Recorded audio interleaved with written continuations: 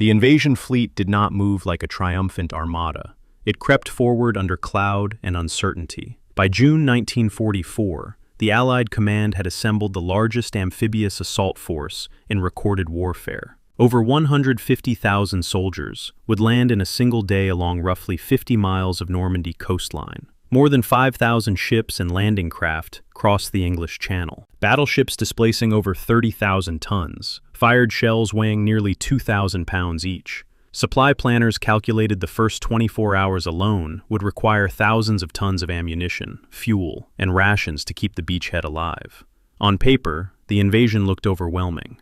In practice, its survival depended on minutes, tides, and navigation errors measured in yards. German defenses stretched along the Atlantic Wall, bunkers built from reinforced concrete several feet thick, anti-tank guns hidden in casemates, and minefields seeded with thousands of explosive charges. Beach obstacles were designed to rip open the hulls of landing craft at low tide. Artillery batteries positioned inland fired shells weighing over 20 pounds toward any vessel drifting within range. German divisions defending Normandy did not equal Allied numbers overall, but their defensive positions multiplied the lethality of every gun. Weather nearly canceled everything. Storm systems rolling across the channel generated waves high enough to swamp landing craft carrying infantry. Pilots flying transport aircraft struggled to maintain formation in darkness and cloud. If the weather window closed, the invasion would delay weeks, exposing the entire armada to German reconnaissance. The decision to launch on June 6th required committing thousands of ships and aircraft into seas that already churned violently. Inside a landing craft heading toward Omaha Beach, soldiers stood shoulder to shoulder, each carrying equipment weighing over 60 pounds. Engines rattled beneath thin steel hulls. Waves slammed against the bow ramp. Many men vomited before reaching shore. Machine gun rounds striking water nearby snapped like whips. When the ramp dropped, infantry stepped into surf often waist-deep, struggling to keep rifles above water. At Omaha, German defensive fire collided with American units, landing in sectors misaligned by currents and navigation errors. Some assault companies lost more than half their men within minutes. Casualty rates during the first waves climbed towards 60% in certain sections of the beach. Machine gun nests, positioned in elevated bunkers, fired continuously into narrow landing zones. Tanks meant to provide early fire support sank when rough seas flooded their flotation screens. The invasion timetable began to erode immediately. Naval bombardment intended to suppress German guns often overshot or ended before infantry reached the shore. Engineers attempting to clear obstacles were cut down before detonating charges. Landing craft collided in chaotic surf. Officers struggled to locate their units amid smoke and exploding artillery shells. The carefully planned assault sequence fractured into scattered groups fighting independently. I once studied the after-action reports from American battalions at Omaha, alongside German defensive logs preserved after the war. What struck me was how close the situation drifted toward collapse during the first hours.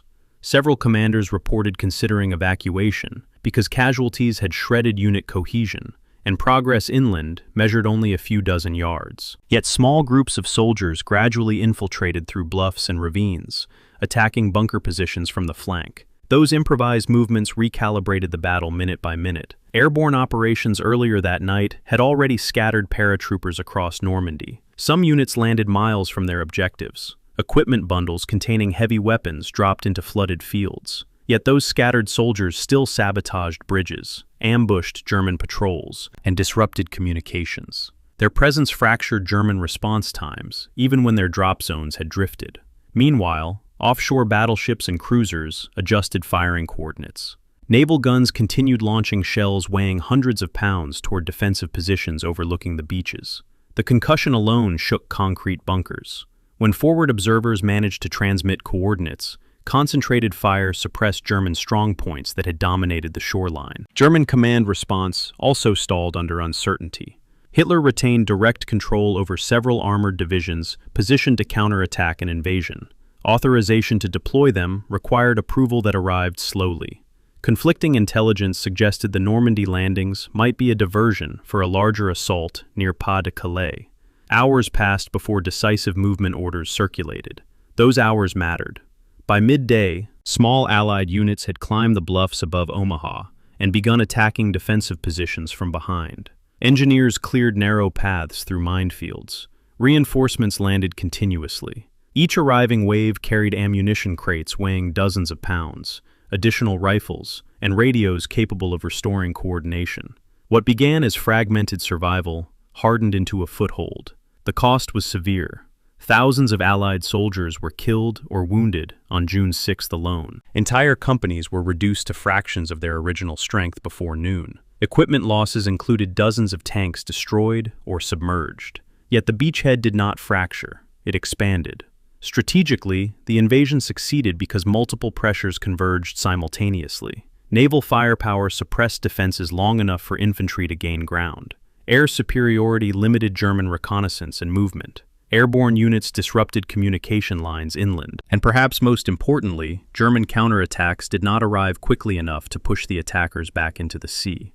But survival on that morning hinged on fragile margins. A delayed naval bombardment, slightly stronger waves, faster German armored deployment. Any one of those variables could have altered the trajectory of the day. Instead, Allied persistence converted initial chaos into operational foothold. Imagine standing on the deck of a landing craft just before the ramp drops. Water hammering the hull, machine gun fire cracking overhead. Somewhere beyond the smoke lies a strip of sand that must be seized, or the entire operation collapses. Maps drawn weeks earlier dissolve under noise and confusion. Only movement remains. And if you are listening to this now, perhaps letting the quiet settle around you at night, picture that coastline after the guns finally slow. Smoke drifts over wrecked landing craft. The tide moves in and out against steel obstacles planted in sand. Soldiers lie exhausted against the bluffs they fought to climb. The invasion survived the morning. This is the entire history of why D-Day almost failed. The untold story. Chapter 1. The Letter in the Left Pocket. The 5th of June, 1944. Somewhere on the grounds of Southwick House, a requisitioned country estate roughly 12 kilometers north of Portsmouth, a general sits alone. The building itself had been converted into a command headquarters, maps covering the walls, telephones ringing at all hours, officers moving in and out with the particular tense efficiency of people who know that what they are preparing for cannot be undone once it begins. But in this moment, late in the evening, the Supreme Commander of the Allied Expeditionary Force is not studying a map. He's writing. Not orders, not a communiqué, a letter in which he acknowledges, in his own handwriting, that he has already failed. The document itself is extraordinary, and almost no one talks about it.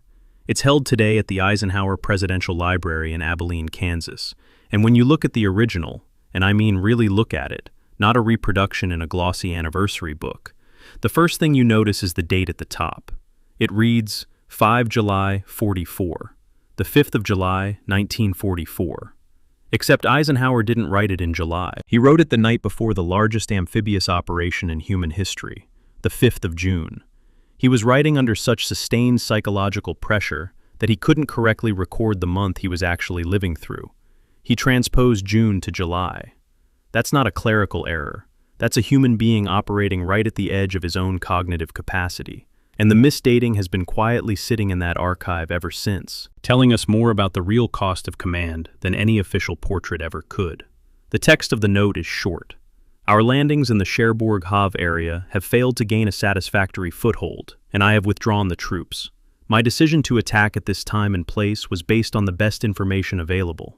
The troops, the air, and the Navy did all that bravery could do. If any blame or fault attaches to the attempt, it is mine alone. That's essentially it. No elaborate justification, no laundry list of contributing factors, just a man taking the weight of a potential catastrophe onto his own shoulders, in advance, before any catastrophe had occurred. The official history of Operation Overlord describes the mood at SHAEF headquarters as confident and determined. This note suggests something more complicated. What I find fascinating, and I've spent time trying to reconstruct the sequence of events that night, is what Eisenhower did after writing the note. According to the account of his naval aide, Captain Harry Butcher, whose memoir, My 3 Years with Eisenhower, was published in 1946, Eisenhower folded the paper and put it away. He didn't discuss it with his staff. He went, instead, to Greenham Common Airfield, where soldiers of the 101st Airborne Division were in the final stages of loading onto their transport aircraft. He walked among them quietly. He asked them where they were from. He shook hands. Butcher, who observed this visit, wrote that Eisenhower's expression was that of a man carrying something he couldn't set down. When the transports taxied away and lifted into the darkening sky, Eisenhower watched until they disappeared, then returned to his car without speaking. To understand why the note existed at all, you need to understand the scale of what was being committed to the water that night. The Allied invasion fleet for Operation Overlord comprised more than 5,000 ships and landing craft. More than 150,000 troops were scheduled to land on 5 beaches, along a roughly 80-kilometer stretch of the Normandy coast on the 6th of June. The planning had been ongoing since 1943. The training had been continuous.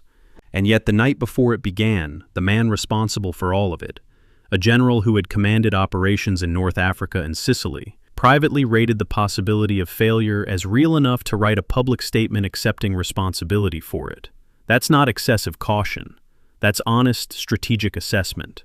There's an important distinction that the triumphalist D-Day narrative consistently blurs, and it's worth being precise about it here at the outset. Eisenhower did not write this note because he was overwhelmed or uncertain of his own judgment. He wrote it because he understood, with professional clarity, that the operation he had approved contained multiple potential failure points that no amount of planning could fully eliminate.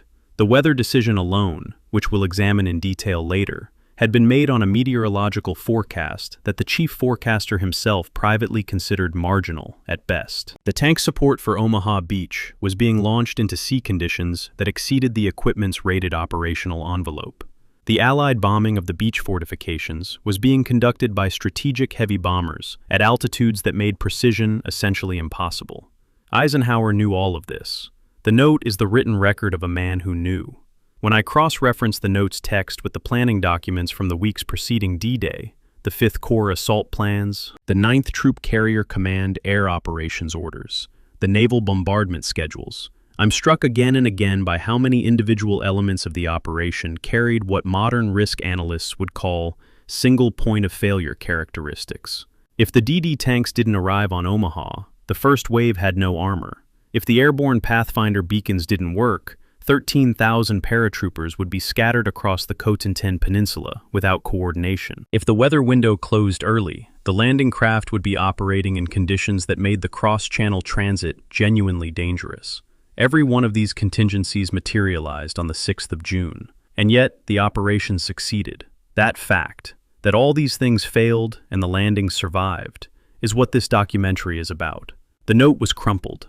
That detail matters, and it's documented. After the confirmation arrived on the 6th of June that the landings were holding, tenuously, at terrible cost at Omaha, but holding, Eisenhower took the note from wherever he had kept it, crumpled it, and threw it away. He didn't file it. He didn't burn it. He crumpled it and dropped it into what Butcher describes as a wastepaper basket. Butcher retrieved it.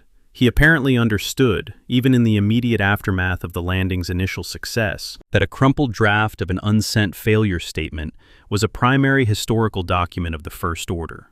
He kept it. It eventually made its way to the family, then to the archive, then to the library case in Abilene where it sits today, fold crease visible, the misdated month at the top, a fingerprint in the upper right corner that has never been identified. The logistical stakes embedded in that note were not abstract. The Allied supply plan for the Normandy campaign assumed a throughput of roughly 26,000 tons of materiel per day across all beaches once the operation was established. A failed landing, or even a landing so badly disrupted that it required withdrawal and replanning, would have pushed the next viable tidal and lunar window for a major assault back to approximately the 18th to 20th of June. And as it happened, the 19th to 22nd of June 1944 saw one of the most severe channel storms in 4 decades strike the Normandy coast, destroying the American Mulberry Artificial Harbor at Saint-Laurent completely and badly damaging its British counterpart at Arromanches. An invasion attempting to land into that storm would not have had a tenuously held beachhead. It would have had a catastrophe. The window Eisenhower forced open on the 6th of June was, retrospectively, the only window available. He couldn't have known that on the 5th. He committed anyway. After Butcher retrieved the note, after the landing had held and the follow-on forces were ashore, after the immediate crisis had passed, Eisenhower never publicly acknowledged its existence.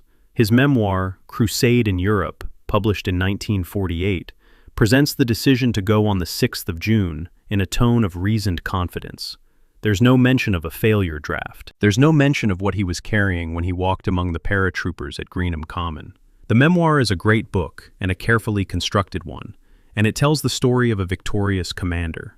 The crumpled note in the archive in Abilene tells the story of the hours before he knew he would be one. The fingerprint in the upper right corner, Butcher's perhaps, smoothing it flat before filing it, has never been tested, never identified. Some margins stay unread. The note itself, though, the ink on the yellow paper, the transposed month, the fold crease down the middle, that's as clear a record as any archive holds of what D-Day actually cost before the first soldier set foot on the sand.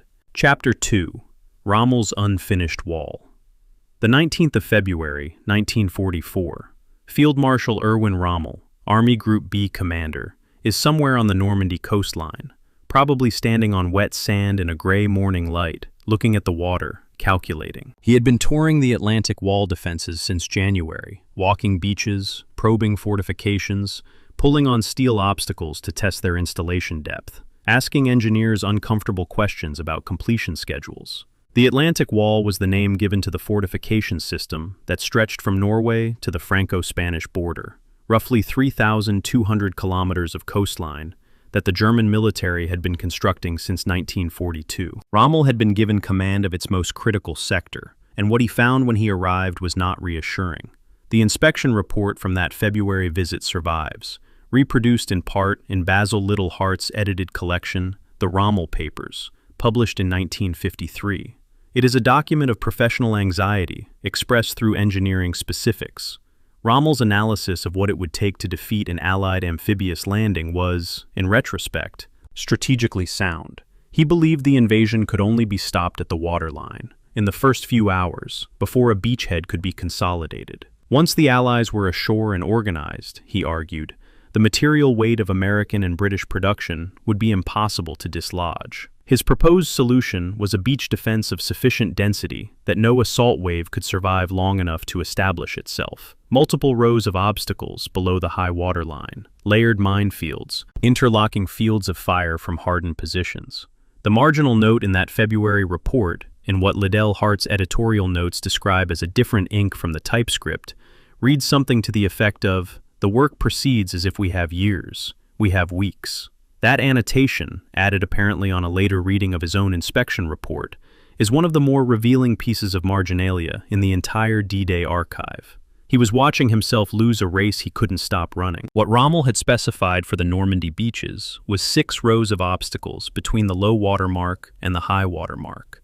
6 distinct rows, each with different design characteristics to engage landing craft and infantry at different stages of a tidal approach.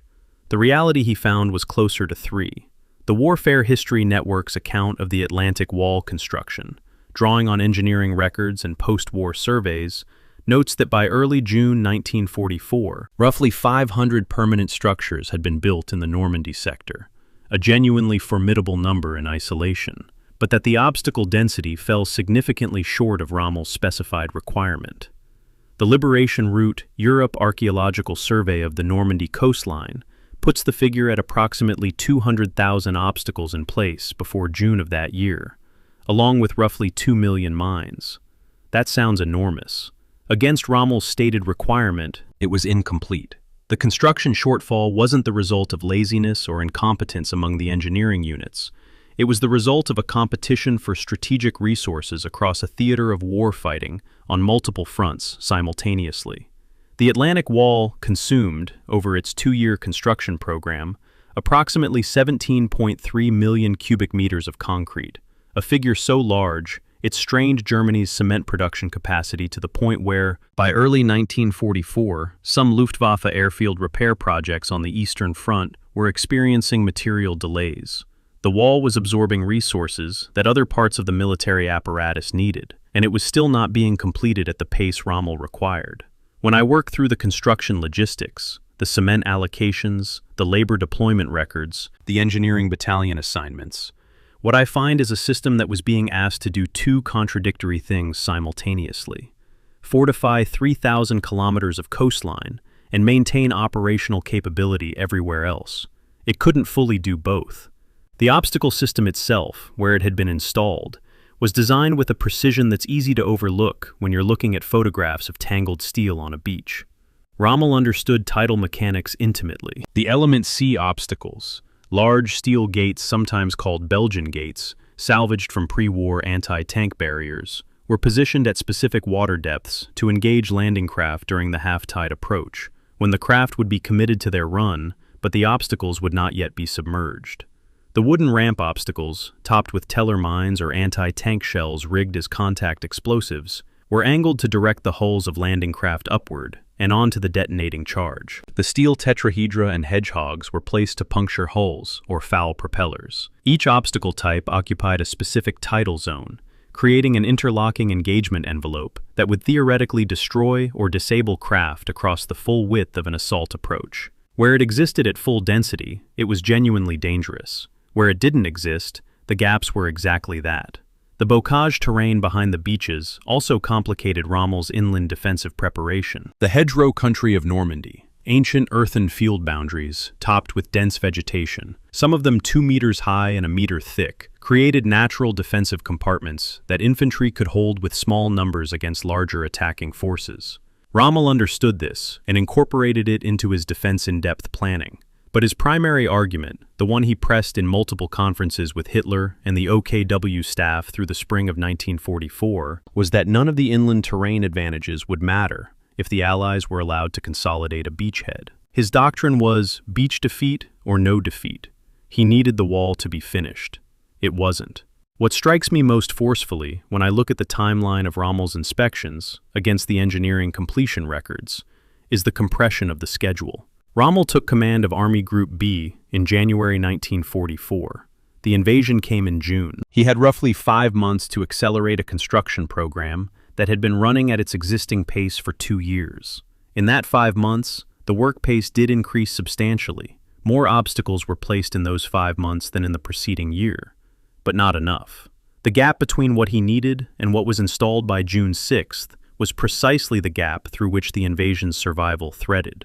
3 rows of obstacles instead of 6 meant that Allied combat engineers, arriving under fire with 30 minutes between the first wave and the rising tide, had a margin, barely, to blow clearance lanes.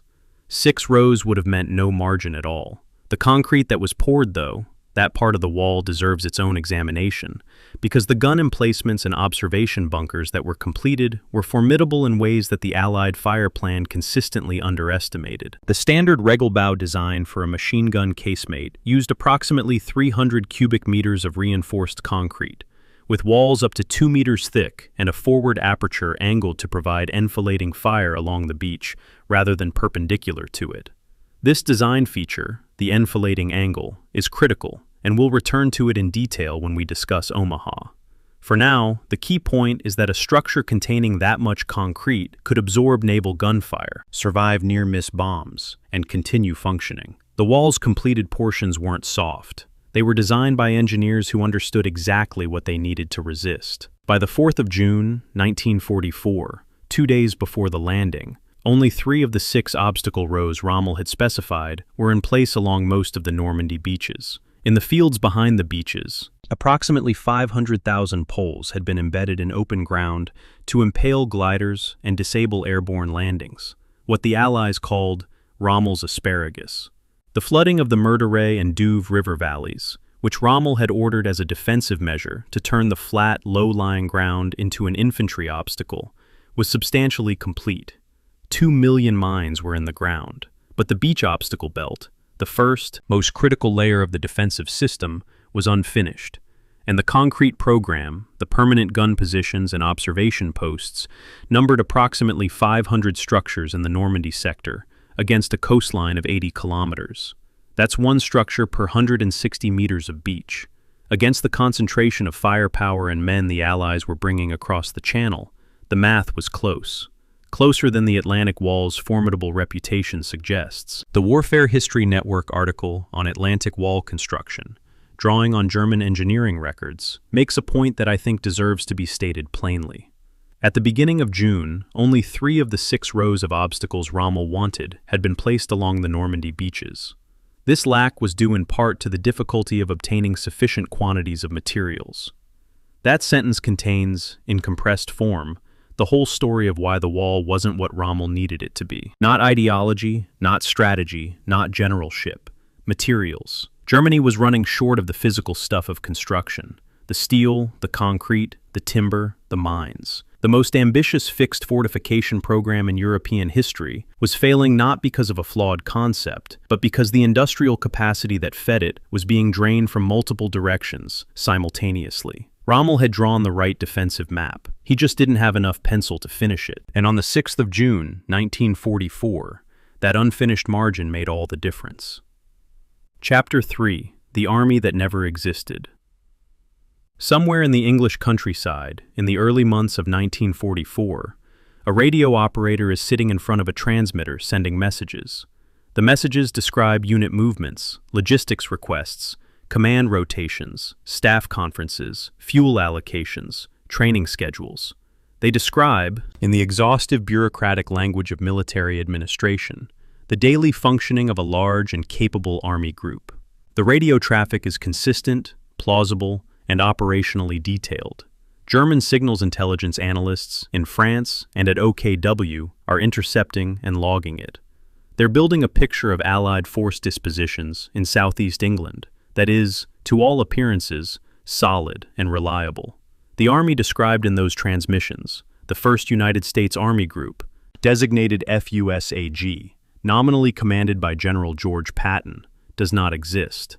Not one soldier, not one tank, not one supply depot. It is radio traffic generated by trained operators, structured to replicate the signal's signature of a genuine 150,000-man formation. And it is working. Operation Fortitude was the name given to the Allied deception campaign designed to convince the German military that the main invasion force would land at Pas-de-Calais, the narrowest point of the English Channel, rather than Normandy. It was part of a broader deception program called Operation Bodyguard, and within Fortitude there were 2 sub-operations. Fortitude North, which used fake signals traffic to suggest a threat to Norway, and Fortitude South, which created FUSAG. The standard account of Fortitude presents it as a brilliant piece of Allied strategic deception that kept German panzer reserves away from the beaches on June 6th. That account isn't wrong, but it's incomplete. The more important and less told story is what Fortitude did after the 6th of June, the weeks when the deception had to survive its most critical test, when the invasion had already happened, and the Germans had to decide whether Normandy was the main event or the opening act. The architecture of the deception required simultaneous operations on multiple levels. At the physical level, there were dummy landing craft, constructed from canvas and scaffolding, moored in ports along the Thames estuary and the Kent coast, visible to German reconnaissance aircraft. There were fake fuel dumps, fake vehicle parks, fake airfield construction. At the signals level, the FUSAG radio traffic network was broadcasting at the volume and variety of a genuine Army headquarters, including the administratively mundane traffic, medical supply requisitions, leave rosters, vehicle maintenance returns that a real formation's rear echelon would generate. German traffic analysts assessed signals not just for content, but for pattern. The ratio of operational to administrative traffic, the rhythm of transmission times, the specific call signs and procedural formats that characterized British and American military communications. The Fortitude operators had to replicate all of these patterns convincingly, which required detailed knowledge of how a real Army headquarters actually sounded on the air. It was, in effect, an extremely well-researched performance.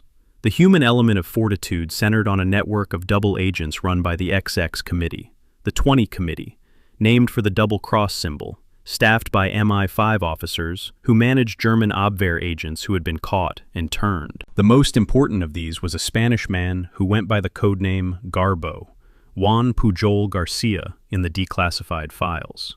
Garbo had originally approached British intelligence on his own initiative before the war, motivated by a profound personal opposition to fascism, and had been initially rejected. He then went to the German Abwehr in Madrid and offered his services as a spy, was accepted, and began sending them fabricated intelligence reports about Britain, reports based entirely on publicly available sources and his own inventive imagination, before the British eventually realized what he was doing and brought him inside the system. By 1944, he had constructed, in his correspondence with his German handlers, a fictional network of 27 sub-agents spread across Britain, each with a distinct personality, background, and access profile. They existed entirely in his letters. The Germans paid him for their maintenance and trusted their reports. What the FUSAG deception achieved at the strategic level can be measured in German order of battle estimates. Allied military intelligence assessed, based on intercept and analysis of German signals traffic, that German intelligence estimated the Allied force in Britain at approximately 79 divisions.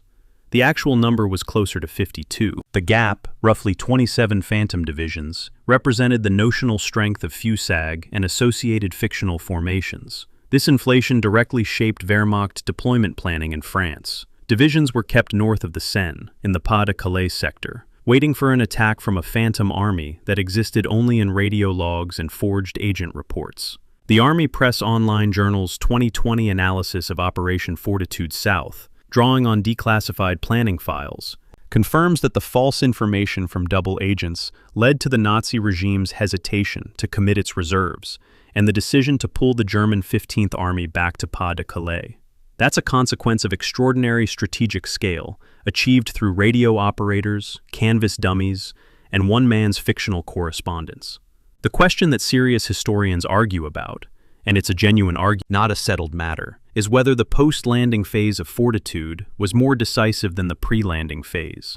Roger Hesketh, who ran significant portions of the Fortitude operation and wrote its official internal history, classified until 1999, argued that the critical period was the weeks after the 6th of June, when Garbeau's reports had to convince the German high command that Normandy was a feint and the real blow was still coming at Pas-de-Calais. The logic was demanding. By June 9th, Allied troops were clearly ashore in Normandy in significant numbers.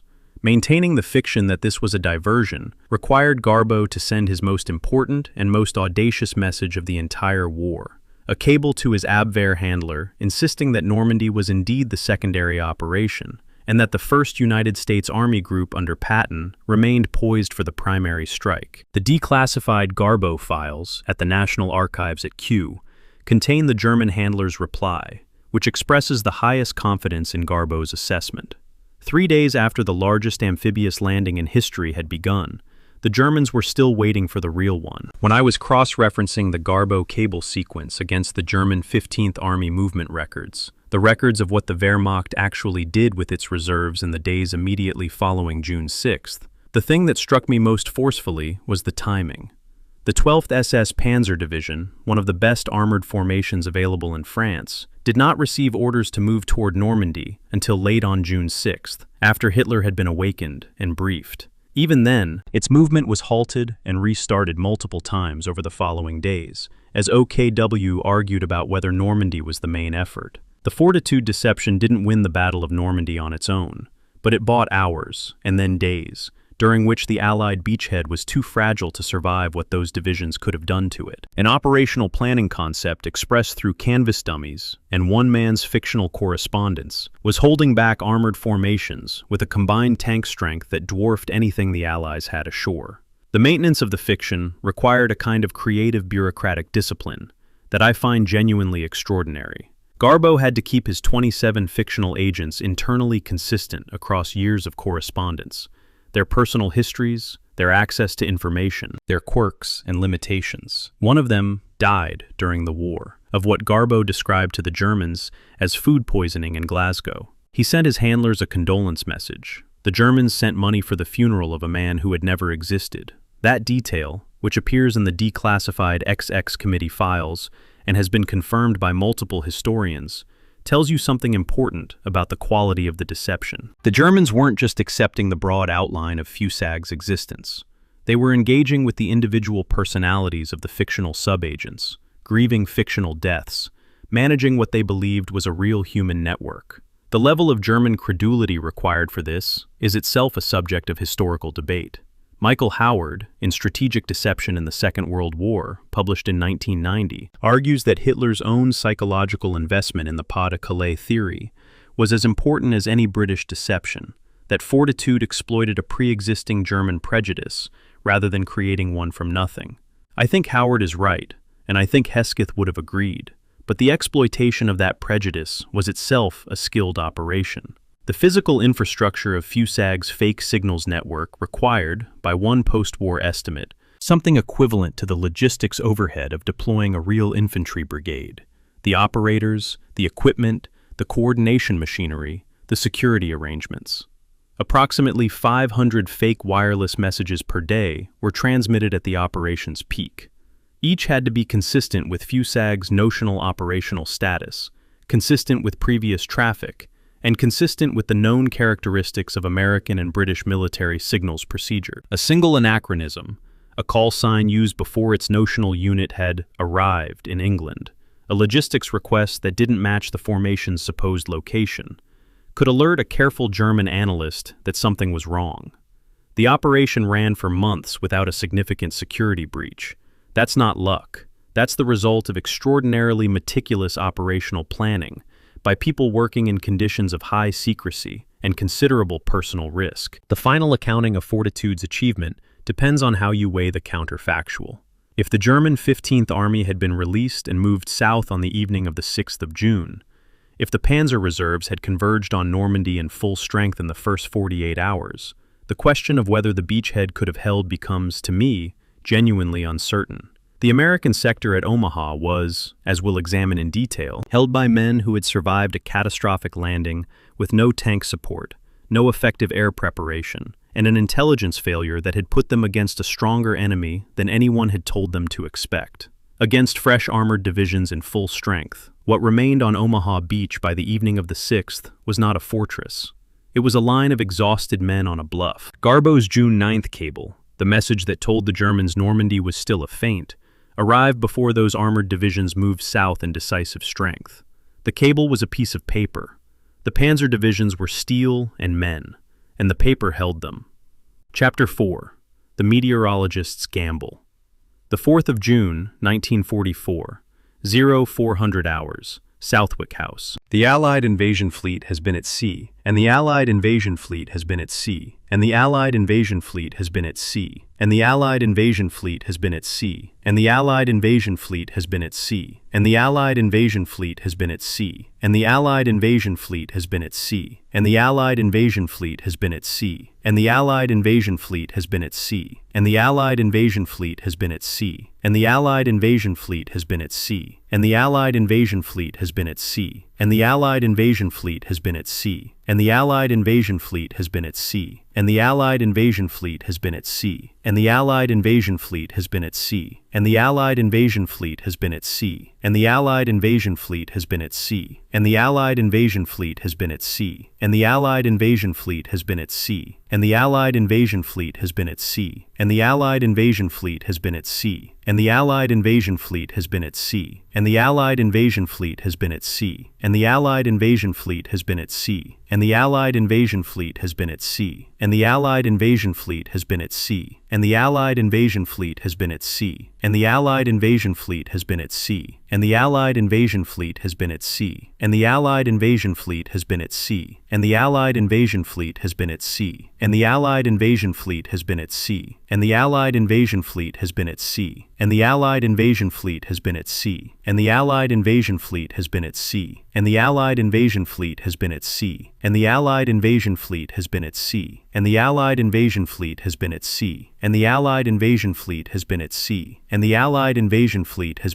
sea, and the Allied invasion fleet has been at sea, and the Allied invasion fleet has been at sea, and the Allied invasion fleet has been at sea, and the Allied invasion fleet has been at sea, and the Allied invasion fleet has been at sea, and the Allied invasion fleet has been at sea, and the Allied invasion fleet has been at sea, and the Allied invasion fleet has been at sea, and the Allied invasion fleet has been at sea, and the Allied invasion fleet has been at sea, and the Allied invasion fleet has been at sea, and the Allied invasion fleet has been at sea, and the Allied invasion fleet has been at sea, and the Allied invasion fleet has been at sea, and the Allied invasion fleet has been at sea, and the Allied invasion fleet has been at sea, and the Allied invasion fleet has been at sea, and the Allied invasion fleet has been at sea, and the Allied invasion fleet has been at sea, and the Allied invasion fleet has been The Allied invasion fleet has been at sea, or preparing to sail, for over 24 hours. Some landing ships have already crossed the channel and had to be turned back. The men aboard them have been in their holds, in rough water, in the dark, not knowing why they were moving or why they stopped. Now Group Captain James Martin Stagg, the Royal Air Force meteorologist assigned as Chief Weather Officer to SHAEF,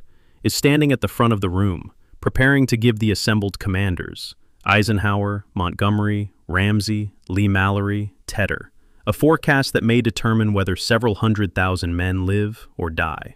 Stagg's post-war memoir, Forecast for Overlord, was published in 1971. It is one of the more unusual military memoirs of the Second World War, written not by a general but by a scientist, not about battles but about probability. What makes it invaluable as a primary source is Stagg's willingness to describe, with technical precision, how uncertain his June forecast actually was. The weather system that had forced the postponement of the original 5th of June D-Day date was a deep Atlantic depression, generating wave heights in the English Channel of 5 to 6 feet and low cloud that made both naval gunfire spotting and air operations essentially impossible. Stagg and his team had identified what appeared to be a brief moderation in the system, a 36-hour window of improved conditions beginning on the 6th. In his briefing notes for the June 4th conference, against the forecast for June 6th, Stagg wrote a single word in parentheses, marginal. Then he went into the room and told Eisenhower there was a window. The forecast was not a single voice. It was a synthesis, an attempted synthesis, of 3 independent and significantly disagreeing meteorological teams. Stagg was drawing on his own team at the Meteorological Office facility at Dunstable, the American Strategic Air Force's weather team under Colonel Irving Crick, and the Admiralty's Naval Meteorological Service. Crick's American model was consistently more optimistic than Dunstable's. The Admiralty's service sided with Dunstable's uncertainty. The disagreement was not trivial. Crick was predicting clearer conditions than Stagg thought the synoptic charts supported, and the gap between the two forecasts represented, in operational terms, the difference between an assault that might just work and an assault that had a meaningful chance of catastrophic failure. Stagg chose the more conservative reading. His memoirs describe the professional risk of that choice. If Crick had been right and the weather had been acceptable, Stagg's caution would have looked like excessive timidity in the face of a successful operation. If Dunstable had been wrong and the weather had cleared, the more conservative forecast would have been unnecessary. What Stagg was doing in the small hours of June 4th was making a probabilistic judgment under genuine uncertainty and asking the Supreme Commander of the Allied Expeditionary Force to bet the operation on it. The technical methodology Stagg was using is worth understanding because it illuminates the nature of the uncertainty involved. Synoptic chart analysis, the standard practice of 1944 meteorology, plotted atmospheric pressure gradients and frontal systems on a geographic grid and extrapolated their movement based on historical analog patterns. The data feeding those charts came from weather stations across Britain, from the Azores, from a handful of converted fishing trawlers operating as weather ships in the North Atlantic, and from whatever information could be gathered from submarine contacts with Allied vessels at sea. The further west you looked for incoming weather systems, the less data you had. And Atlantic weather moves eastward, meaning that the events most relevant to forecasting the channel in 36 hours were happening in an area of very sparse coverage.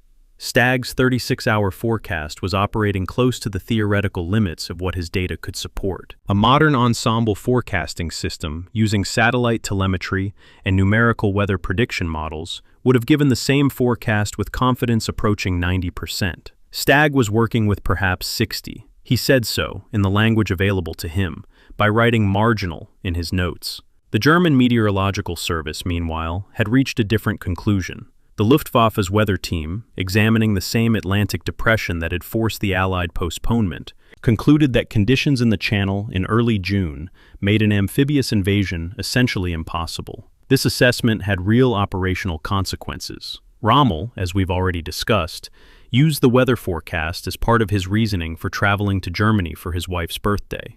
The ongoing bad weather made an invasion in the immediate term implausible. Several division and corps commanders in Normandy were absent from their headquarters for a Rennes-based war game on June 5th. The German Weather Service had given their commanders a false sense of meteorological security that persisted right through the morning of the 6th. Allied forces were crossing the channel in conditions that German doctrine said made crossing the channel impossible. It's worth pausing on the number Stagg gave Eisenhower at the 0400 Hours conference on June 4th, because the operational reality behind it is stark. The DD tanks, the amphibious Sherman tanks intended to provide armored support for the beach assaults, were rated for sea states of up to 2 feet of wave height. The forecast for June 6th in the assault area projected wave heights of approximately 2 to 3 feet, already above the equipment's operational specification. The actual sea state encountered at Omaha Beach on the morning of the 6th was measured by several accounts at 3 to 5 feet. Stagg's marginal window was marginal not just meteorologically, but technically. The conditions he was forecasting as acceptable for operations were already above the rated tolerance of critical assault equipment. The forecast that Eisenhower accepted was, even in its most optimistic reading, operating at the edge of what the hardware could handle. What I find genuinely moving about Stagg's memoir, and this is a personal response to a technical document, which is unusual, is its consistent refusal of self-congratulation.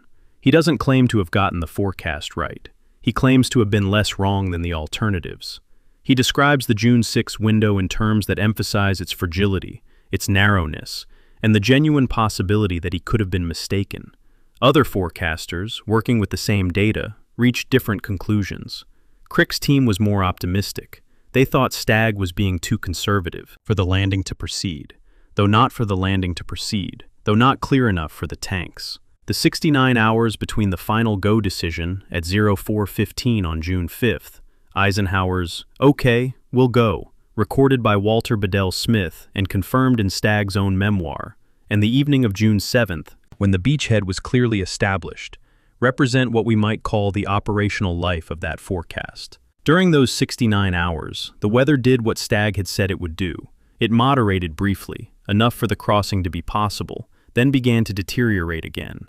The sea conditions were bad enough to sink 27 of 29 DD tanks at Omaha Beach. They were bad enough that multiple landing craft broached to in the surf and were lost before their troops could disembark. They were bad enough that the airborne formations, flying through cloud banks over the Channel Islands in the small hours of June 6th, broke formation and scattered their drops across hundreds of square kilometers of the Cotentin Peninsula. Stagg's window was real. It was also barely wide enough. The quiet fact that the Rommel papers confirm, and that Stagg himself acknowledges in his memoir, is that the German Weather Service's failure on June 4th through 6th was not a consequence of inferior methods or inferior personnel. Schwertfeger and his Luftwaffe meteorological team were competent professionals working with similar data. They read the same depression differently. The difference between the German and Allied forecasts on June 4th wasn't a question of one side having better information. It was a question of two teams making different probabilistic judgments under the same uncertainty and arriving at opposite conclusions. The Allies believed there was a window. The Germans believed there wasn't. One of them was less wrong. The consequence of being less wrong was, in this case, the liberation of Western Europe. The June 19th to 22nd storm, the one that would have destroyed a landing on the 18th to 20th window, confirmed retrospectively what Stagg's team had been trying to say. The first week of June represented a meteorological opportunity that was genuinely rare. The storm that struck the Mulberry Harbors on June 19th generated wave heights and sustained winds that no landing force could have operated in. The Phoenix caissons that formed the breakwater of Mulberry A at Omaha were overwhelmed, and the American harbor was destroyed. Mulberry B at Arromanches survived, but only barely. A forced landing on that storm's leading edge, which the alternative June window would have required, would have faced conditions that made Stagg's marginal forecast look benign by comparison. He had been right, not because his forecast was good, but because it was better than the alternative. The difference between a forecast rated at 60% confidence and one rated at 40% confidence is, in the mathematics of 150,000 men crossing an ocean, everything. Chapter 5. The Night the Sky Was Wrong. 00:16 hours, the 6th of June, 1944.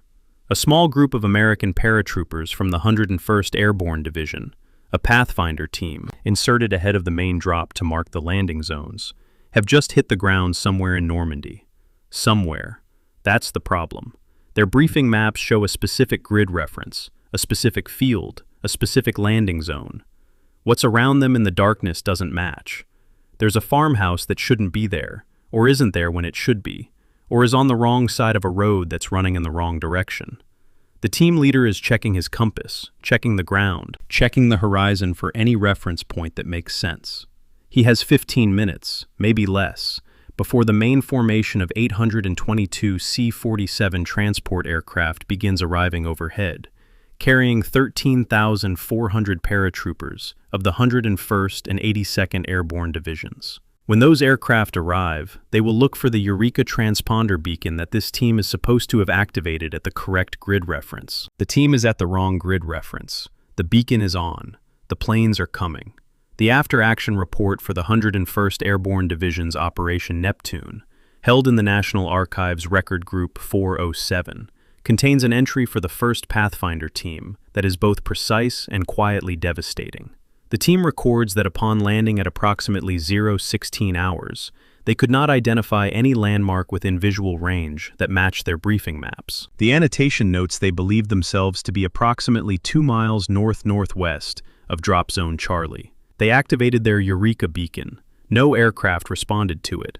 The planes had already passed the zone. That sequence, the correct activation, the correct technology, the absence of aircraft, tells you something specific about the mechanism of the failure. The equipment worked. The timing was wrong because the aircraft were already somewhere else. The navigation failure that scattered the American airborne operation across the Cotentin Peninsula was not a single event with a single cause. It was a cascade of compounding problems that began over the English Channel, roughly an hour before the drops were scheduled.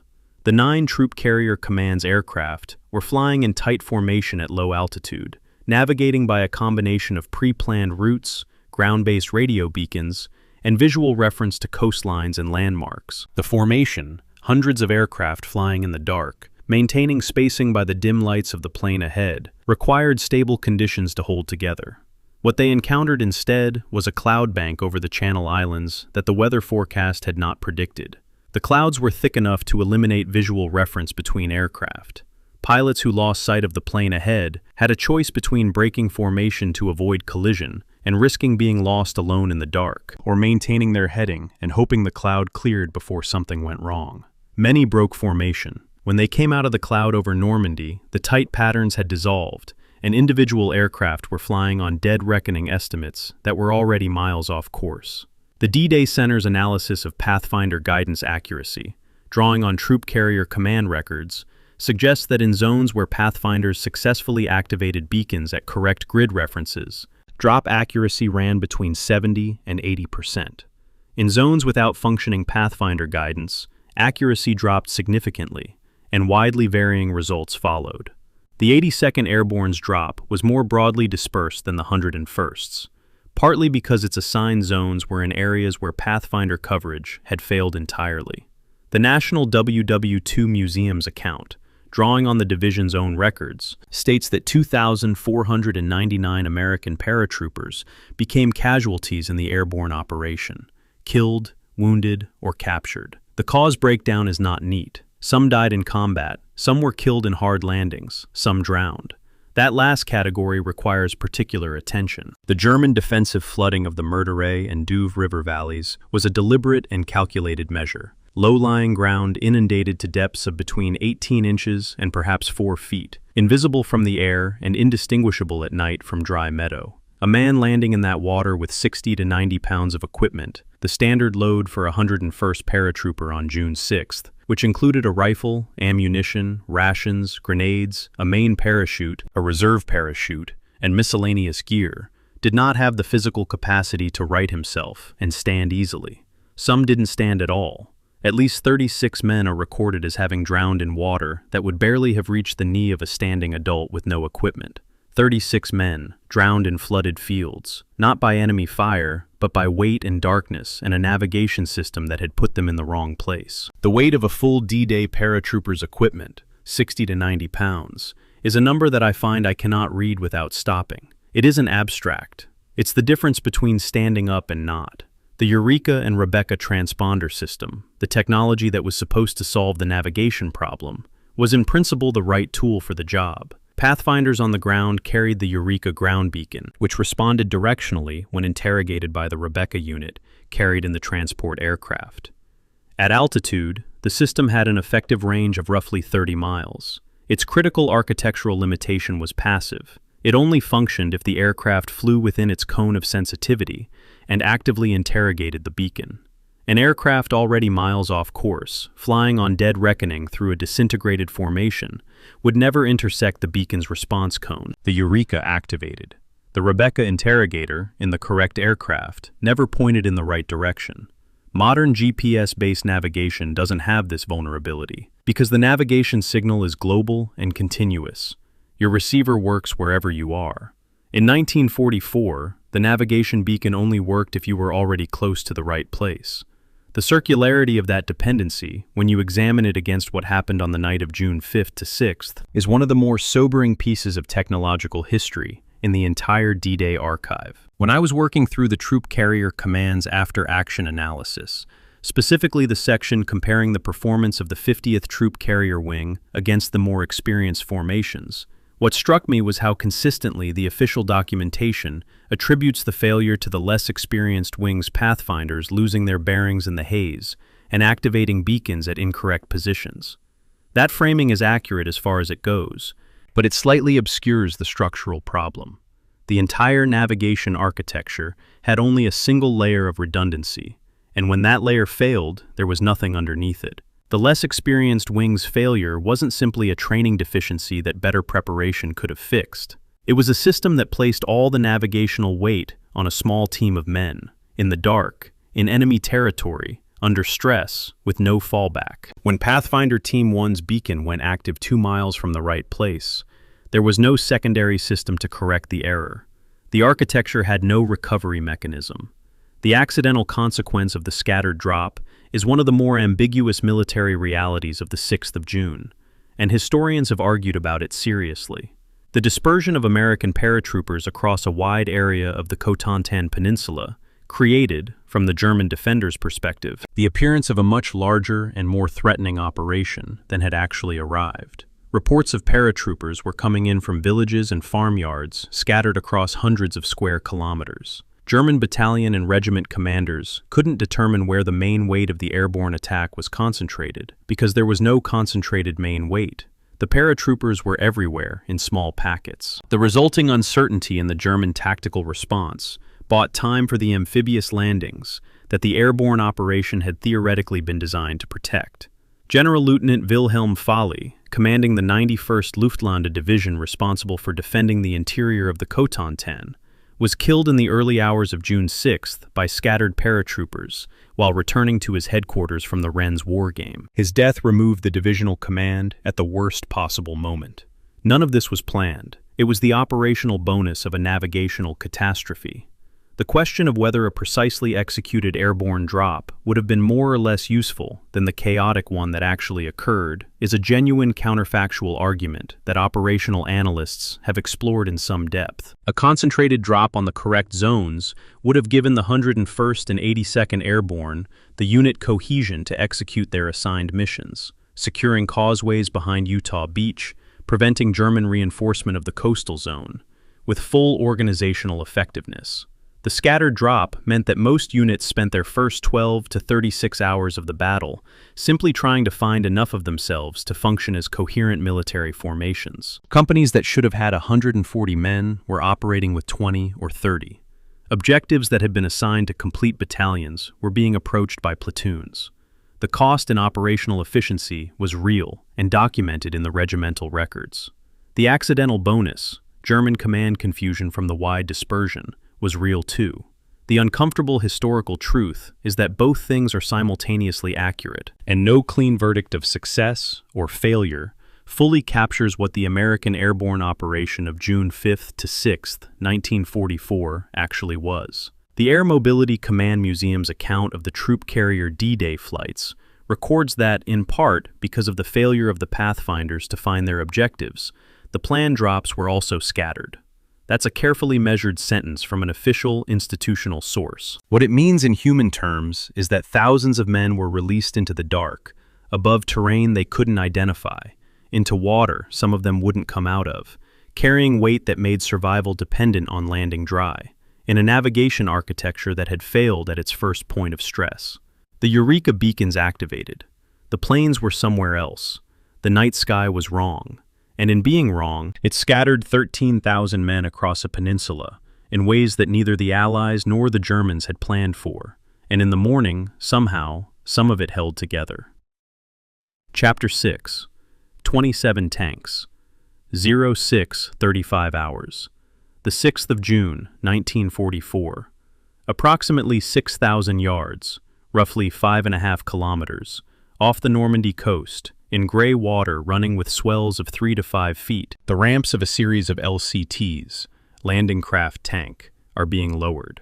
Inside each craft are DD tanks, Sherman tanks fitted with a collapsible rubberized canvas flotation screen, and 2 rear-mounted propellers drawing power from the vehicle's main drive shaft. The duplex drive system was designed to allow the tank to swim from the landing craft to the beach, arriving under its own power, providing armored fire support to the infantry from the moment they hit the sand. The system had been tested extensively. It had performed adequately in calm conditions. The conditions on the morning of June 6th are not calm. They are, by the assessment of multiple crew accounts and subsequent engineering analysis, approximately double the wave height the system was designed to operate in. The ramps drop anyway. The tanks enter the water. Of the 29 DD tanks launched from the vehicles of the 741st Tank Battalion into the waters off Omaha Beach that morning, 27 sank. 2 reached the shore under their own power. The remaining 4 tanks that were at the beach at all that morning came from LCTs, whose commanders had elected to beach their craft directly rather than launch the tanks at sea. A decision that violated standing orders and saved 4 vehicles and their crews. The after-action report for the 741st, filed on the 12th of June, records the loss with the flat administrative economy of military documentation. 29 DD tanks launched, 2 arrived at beach, 27 lost to swamping, and a notation about the LCT commander who chose to beach directly. His name was Lieutenant Dean Rockwell. He doesn't appear in the commendation records. The duplex drive system was the invention of Nicholas Straussler, a Hungarian-British engineer who had designed several innovative vehicle systems during the interwar period. The principle was straightforward: a rubberized canvas flotation screen, supported by 36 inflatable pillars arranged around the tank's hull, raised the vehicle's effective freeboard to approximately 6 feet above the waterline. 2 propellers at the rear, driven off the main transmission, provided water propulsion at a maximum speed of approximately 4 knots. On a calm day, in a sea state of 2 feet or under, the system worked. The tank sat low in the water, its hull almost entirely below the surface, the canvas screen rising around it like a bathtub wall. It was ungainly and slow, and the crew had essentially 0 visibility, navigating by compass toward a shore they couldn't see. But it floated. In 2-foot seas, it floated. The specific physics of what happened to the 741st's tanks is worth examining in some detail because the engineering failure mode was not subtle.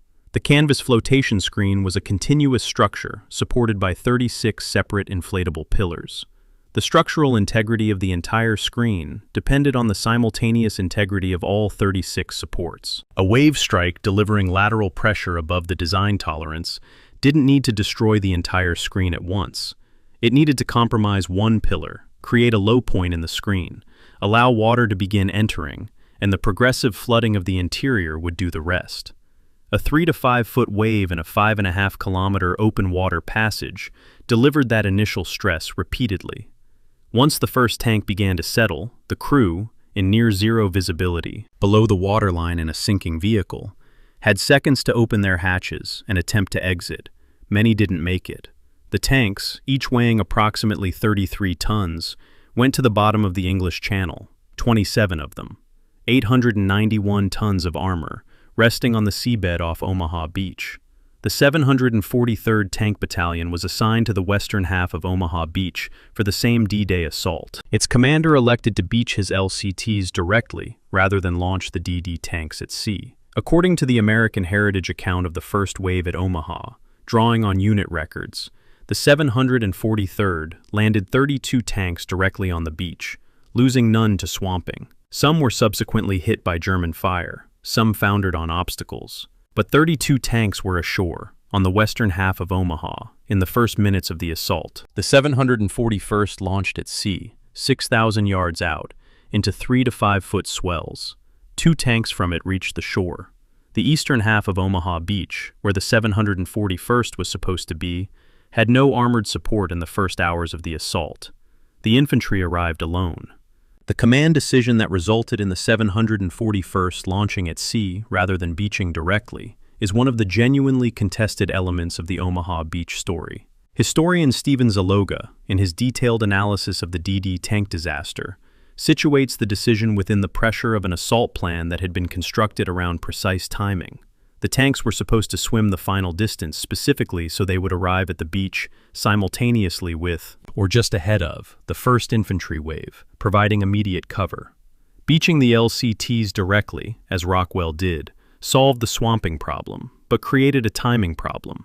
The LCTs had to navigate to the beach through the obstacle belt that was partially mined, and they would arrive with the infantry rather than before them.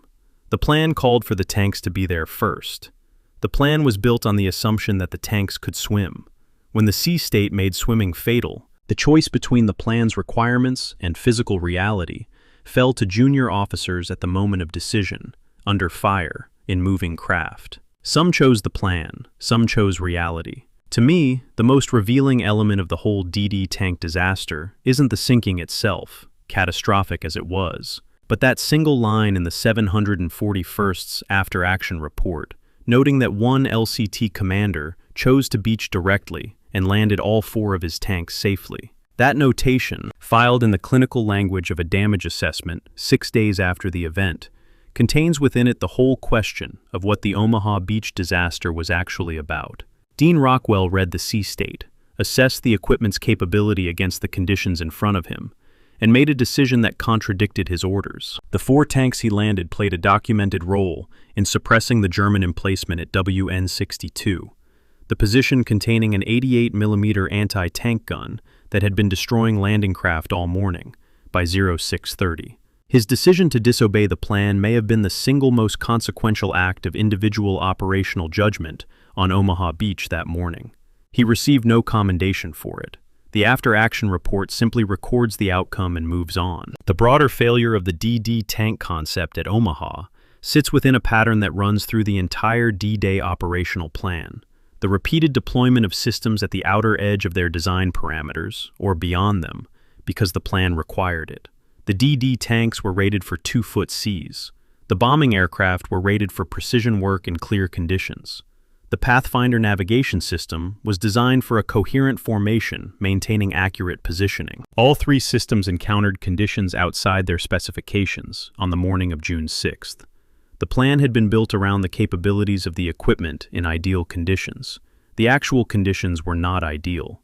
The gap between the plan's assumptions and the operational reality is where D-Day came closest to failing at the mechanical level, before a single German soldier had fired a shot in response. The infantry consequence of the tank loss at Omaha's eastern sector is documented in the unit records with a statistical starkness that resists any softening. Company A of the 116th Infantry Regiment, 29th Division, hit Dog Green sector, the portion of Omaha where the 741st's tanks were supposed to be, at approximately 0630. They had no armored cover. They were walking across an open beach toward German positions that had survived every element of the Allied fire plan: the bombing, the naval gunfire, the naval rockets. The German positions were intact. The tanks were on the seabed. The official casualty figures for Company A at Dog Green speak for themselves in the cold language of unit reports. We'll examine what happened to those men in the next chapter, in the detail that their sacrifice deserves. But the armored precondition for their survival was underwater before they left their landing craft.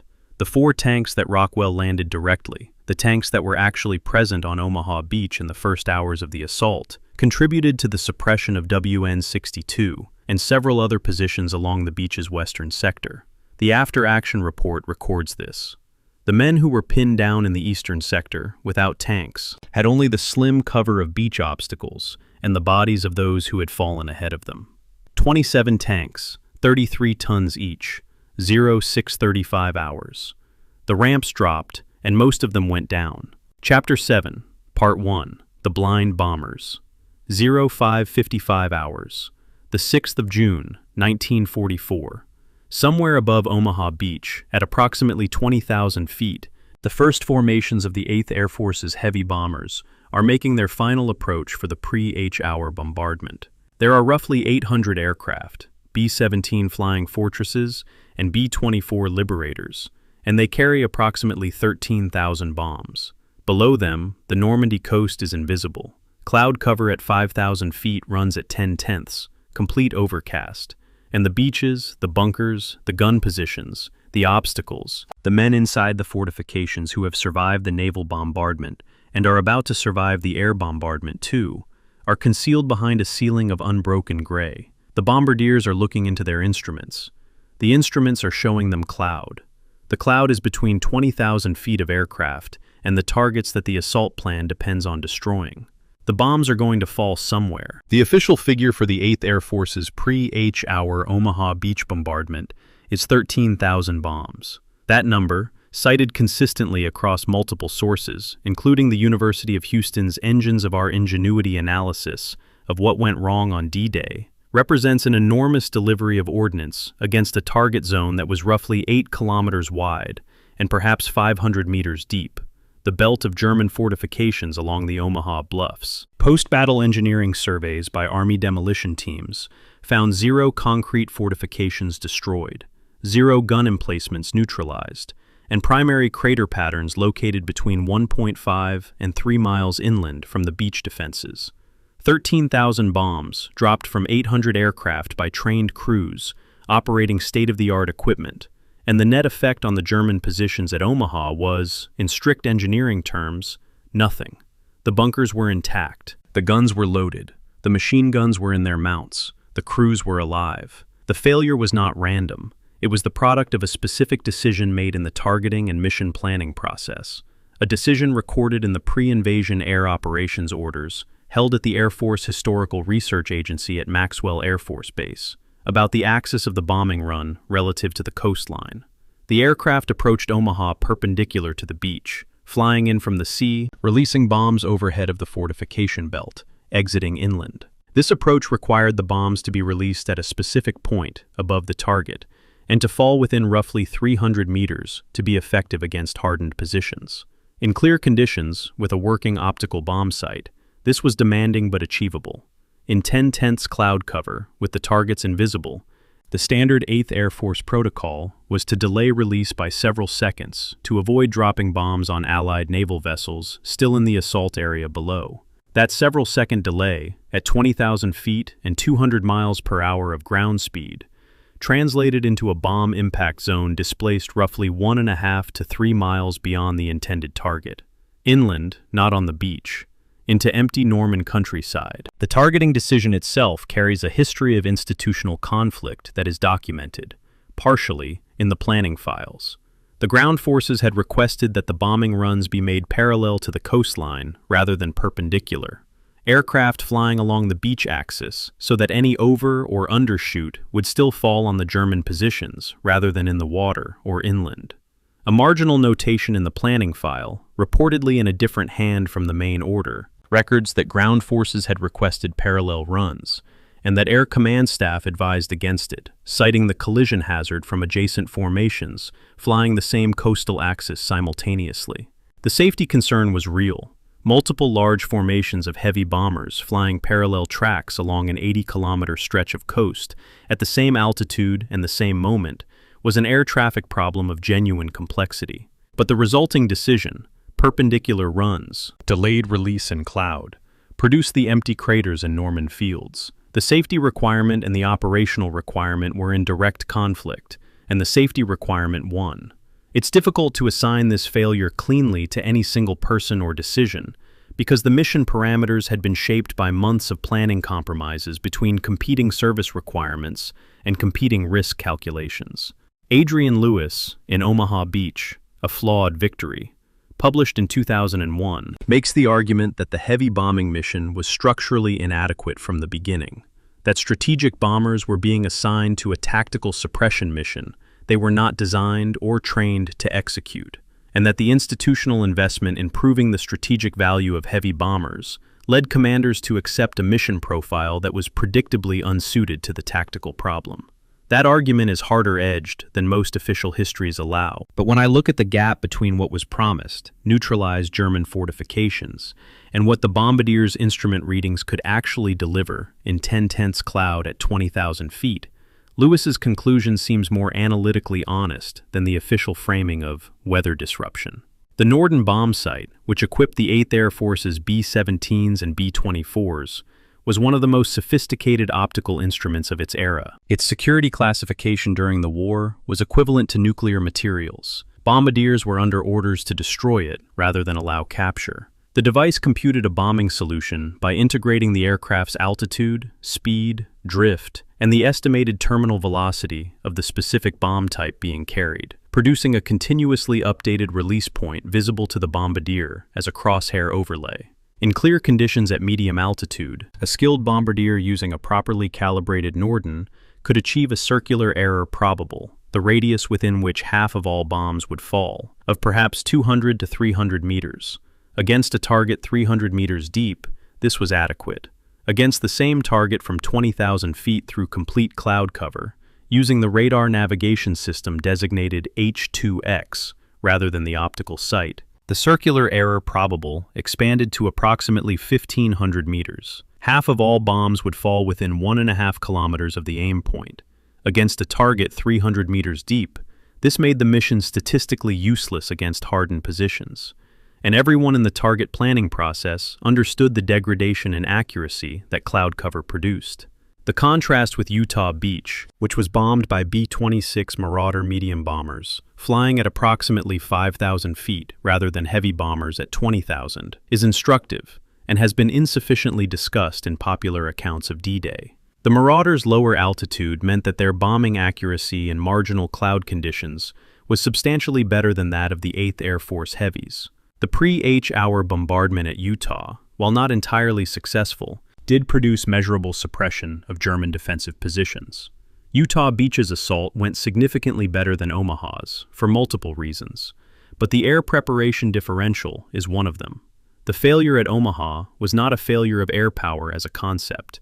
It was the failure of the specific type of air power employed against the specific type of target under the specific weather conditions that obtained on June 6th. B-17. Flying fortresses at 20,000 feet in complete overcast were not the right tool for beach fortification suppression. The operational plan required them to do it anyway. The naval gunfire that accompanied the air bombardment operated under its own limitations, which compounded the air failure rather than compensating for it. The bombardment ships, including battleships USS Texas, Nevada, and Arkansas, opened fire at approximately 0550 hours against pre-surveyed grid references. The ships were operating under strict protocols, requiring positive visual identification of specific targets before engaging them individually, because of the risk of falling short into the approaching assault craft. In the pre-dawn darkness, against fortifications set into the bluffs above the beach, positive visual identification was essentially impossible. The ships were firing at map coordinates, not at scene targets. This is, in the technical language of fire support planning, unobserved fire. An unobserved fire against hardened positions at indirect angles has a very limited probability of achieving direct hits on the specific structures it's aimed at. The naval guns were firing enormous quantities of heavy caliber shells, accurate enough to the grid reference, not accurate enough to enter the aperture of a concrete casemate through which the real danger was emerging. What happened next, from roughly 0800 hours onward, when U.S. Navy destroyer captains began independently navigating their ships to within 800 yards of shore to deliver direct flat trajectory fire against German positions, was not in the plan. The destroyers were risking grounding to bring their guns close enough to be accurate. The captains who made this decision, commanding vessels of USS Carmick, McCook, Emmons, and others, recorded in post-battle action reports, were violating standing operational protocols and doing so visibly in front of the fleet in full contact with enemy fire. Their direct fire at close range achieved what 20,000 feet of heavy bombers and miles of naval indirect fire had not: suppression of specific German positions at specific moments when the infantry needed it. This was not strategic. It was the application of available firepower by men close enough to see what they were shooting at. I want to be precise about what 3,250 tons of ordnance represents in operational terms when it lands in empty Norman fields, rather than on the beach fortifications it was aimed at. It represents, in the most direct sense, the complete absence of the fire preparation that the assault plan at Omaha assumed. The troops in the first wave were approaching beaches that the plan said would be suppressed. They were not suppressed. Every single supporting fires component of the operation, the heavy bombing, the naval indirect fire, and as we've already examined, the amphibious tanks, had either missed its targets, been destroyed, or arrived too late. The men of the first wave hit Omaha Beach into a full-strength German defensive position that had been through the worst Allied fire preparation in the operation and was still entirely functional. The 13,000 bombs are the arithmetic expression of that failure.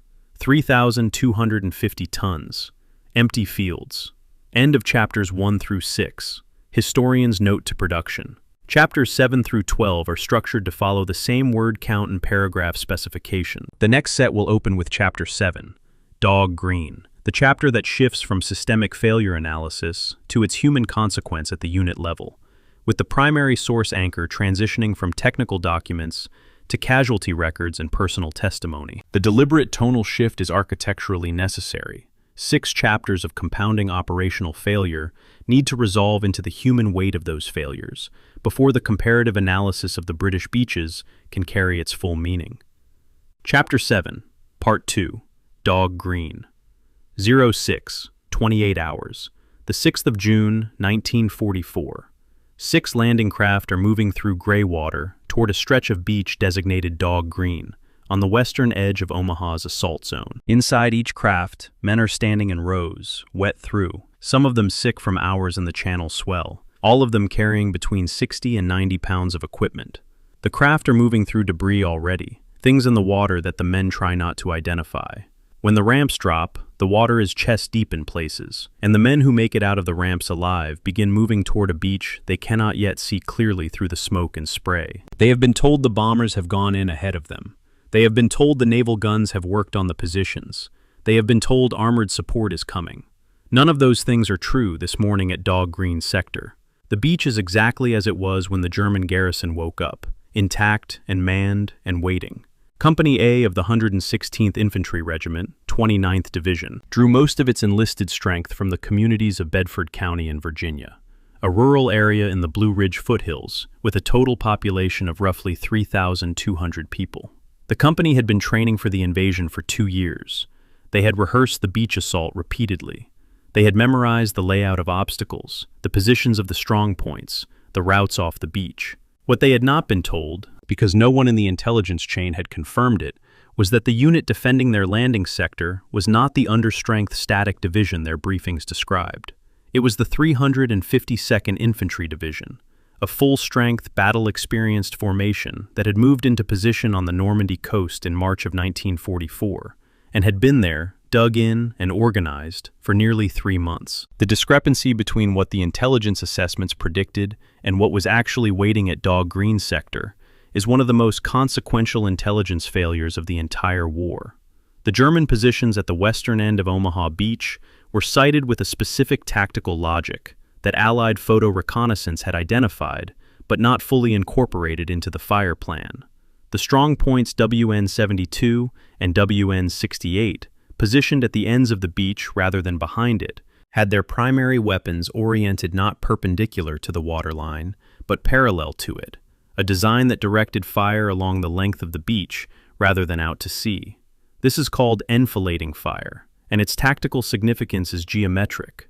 A weapon firing down the length of a beach engages the entire width of any formation moving across that beach, rather than the narrow front presented to a direct-facing position. The German planners had specifically positioned their machine guns, primarily MG-42s, with a cyclic rate of approximately 550 rounds per minute, to fire down the kill zones rather than into them. A man crossing Dog Green on the morning of June 6th was not walking toward a gun. He was walking across the barrel of one. The MG-42's 550 round per minute rate is a number I find worth dwelling on for a moment, because the operational analysis of what it meant at Dog Green depends on understanding it precisely. A man crossing 200 yards of open beach through wet sand at the best possible pace, reduced by water, by weight, by incoming fire, might cover that distance in roughly 40 to 60 seconds. In 40 seconds, an MG-42 firing at cyclic rate produces approximately 360 rounds. In 60 seconds, roughly 550. These are not aimed at one person. They are sweeping a beaten zone along the length of the beach. The suppression required to move infantry across that beaten zone was supposed to have been provided by the bombers, the naval guns, and the DD tanks. The bombers had put 13,000 bombs in empty fields. The naval guns had fired at map coordinates in the dark. The DD tanks were on the seabed.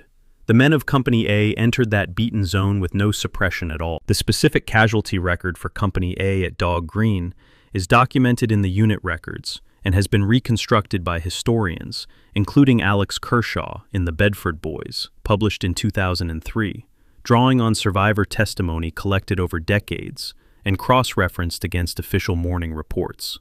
The picture that emerges from those sources is consistent in its essentials. The company suffered catastrophic losses in the first 30 minutes of the assault, to a degree that effectively destroyed it as a functioning military unit. Company Commander Captain Taylor Fellers was killed before he could leave his landing craft. Platoon leaders were cut down on the ramps or in the first yards of water. Without officers, without NCOs in sufficient numbers to exercise leadership across the chaos, without armored cover or effective supporting fires, the remnants of the company could only press forward toward the seawall at the base of the Bluffs or die where they stood in the water. The 30 men from Bedford County, Virginia, embedded within Company A, represent a case study in what mass casualty events mean at the community level, not as statistics, but as lived geography. By the time the Western Union office in Bedford began receiving its telegrams in the days following June 6th, the operator, Elizabeth Hillman, found herself processing notifications at a rate that had no precedent in the town's experience. The exact number of Bedford boys killed on June 6th is recorded, 19 of the 30 who landed with the company that morning, and represents, as a proportion of the county's total population, a loss rate that has never been matched by any American community in a single day's combat. The town didn't know what had happened for weeks after the fact, because the D-Day operation remained classified in its full scope, and the telegrams arrived without context. Each one was its own isolated sentence, 19 sentences. The Western Union operator asked, reportedly, to stop receiving them. She had to keep going. When I was working through the survivor testimony collected in the Bedford Archive, interviews recorded over the decades following the war, preserved by the National D-Day Memorial Foundation, I found one account that I return to consistently when I'm trying to understand what Dog Green sector meant in human terms, as opposed to operational ones. Sergeant Warner Hamlet, one of the very few Company A men to survive the initial assault, described the beach as a place where the normal sequence of military decision-making had simply ceased to function. There were no orders because there was no one to give them who was still alive and in a position to assess the situation. There was no coordination because the men were dispersed and pinned and couldn't see each other through the smoke. What there was, he said, was movement.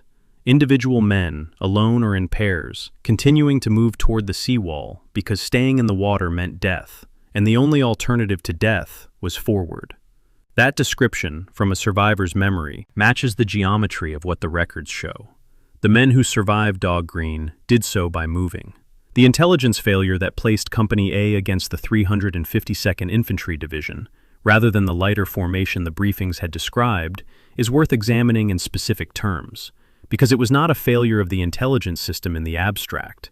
It was a failure of a specific kind. The 352nd had moved from St. Lo to the Omaha coastal sector in March of 1944, a move of roughly 35 kilometers accomplished by road under telephone orders with strict radio silence. The Allied Ultra Signals Intelligence Program, which depended on intercepting German Enigma radio transmissions, captured nothing. The division vanished from the intelligence picture for 3 months by the simple expedient of not transmitting. Photo reconnaissance aircraft had photographed the Omaha sector throughout the spring, and the image interpreters had noted increased activity, but distinguishing one specific infantry division from another in fixed defensive positions, viewed from altitude, requires the kind of sustained pattern analysis that was simply not achievable, given the scale of the coastline being monitored and the pace at which the planning had to proceed. The operational consequence of that intelligence gap ran directly down through the fire plan, the tank deployment, and the choice of what infantry units to assign to which beaches. The Omaha sector had been assessed as defendable, heavily fortified, but by a static division whose table of organization and combat capability the Allied planners knew reasonably well. The actual strength in men and weapons at Dog Green sector on June 6th was substantially higher than those assessments predicted. Against the 352nd, at full strength, the fire plan that was supposed to neutralize the defenses was already marginal. With the bombers missing, the naval guns firing at coordinates, and the DD tanks at the bottom of the channel, the margin became arithmetic. And Company A, 116th Infantry, 29th Division, walked into what that arithmetic produced. The 116th Infantry Regiment's morning report for June 7th, the day after the assault, records Company A's effective strength as a fraction of its authorized establishment. The exact numbers have been slightly differently interpreted across different historical analyses, but the core fact is consistent. The company that had landed at Dog Green on June 6th was, by the following morning, no longer a functioning unit in any operational sense. The Bedford County telegrams were still being drafted in Washington. The Western Union office in Bedford was still open. Elizabeth Hillman was still at her desk. 19 of the 30 boys from the Blue Ridge foothills were already in the ground of a country they'd never visited before. The beach was behind Allied lines by then. It hadn't felt that way at 0630. Chapter 8. The Ghost and the Signals. The week of the 12th to 18th of March, 1944, somewhere on the roads between Saint-Lô and the Calvados coast of Normandy, roughly 12,000 soldiers are moving in military convoy. They are the 352nd Infantry Division of the German Wehrmacht. 6,800 of them experienced combat soldiers transferred from the Eastern Front. The rest newer replacements built around a corps of veterans. They are moving approximately 35 kilometers to new positions along the Normandy coastline, specifically to the sector that includes the beach that will be designated Omaha. They are moving in daylight, on public roads, in uniform, in vehicles clearly marked with Wehrmacht insignia. They are making no particular effort to conceal their movement from French civilians, many of whom observe them from the roadside. And yet, when the movement is complete and the 352nd settles into its coastal fortifications, Allied intelligence has no record of it. Not a low-priority record, not an uncertain record, no record at all. The ultra-intelligence summaries covering the week of that movement, held in the HW series at the National Archives in Kew, contain zero references to the 352nd Infantry Division's relocation to the Normandy coast. The absence is absolute. This is not a case of a report being filed and downgraded, or of an assessment reaching a desk too late to influence planning, or of an analyst correctly identifying the movement but having their conclusions overridden. The movement simply did not appear in the intercept product at all. The reason is straightforward and structurally significant. The 352nd's movement orders were issued by land telephone, and the division observed radio silence throughout the relocation. Ultra intercepted Enigma radio transmissions. A division that communicated by telephone and didn't transmit generated no Enigma traffic. There was nothing to intercept. The most sophisticated signals intelligence program in the history of warfare was powerless against a formation that picked up a telephone instead of a radio. The Ultra program at Bletchley Park was, in purely technical terms, one of the genuine achievements of the 20th century.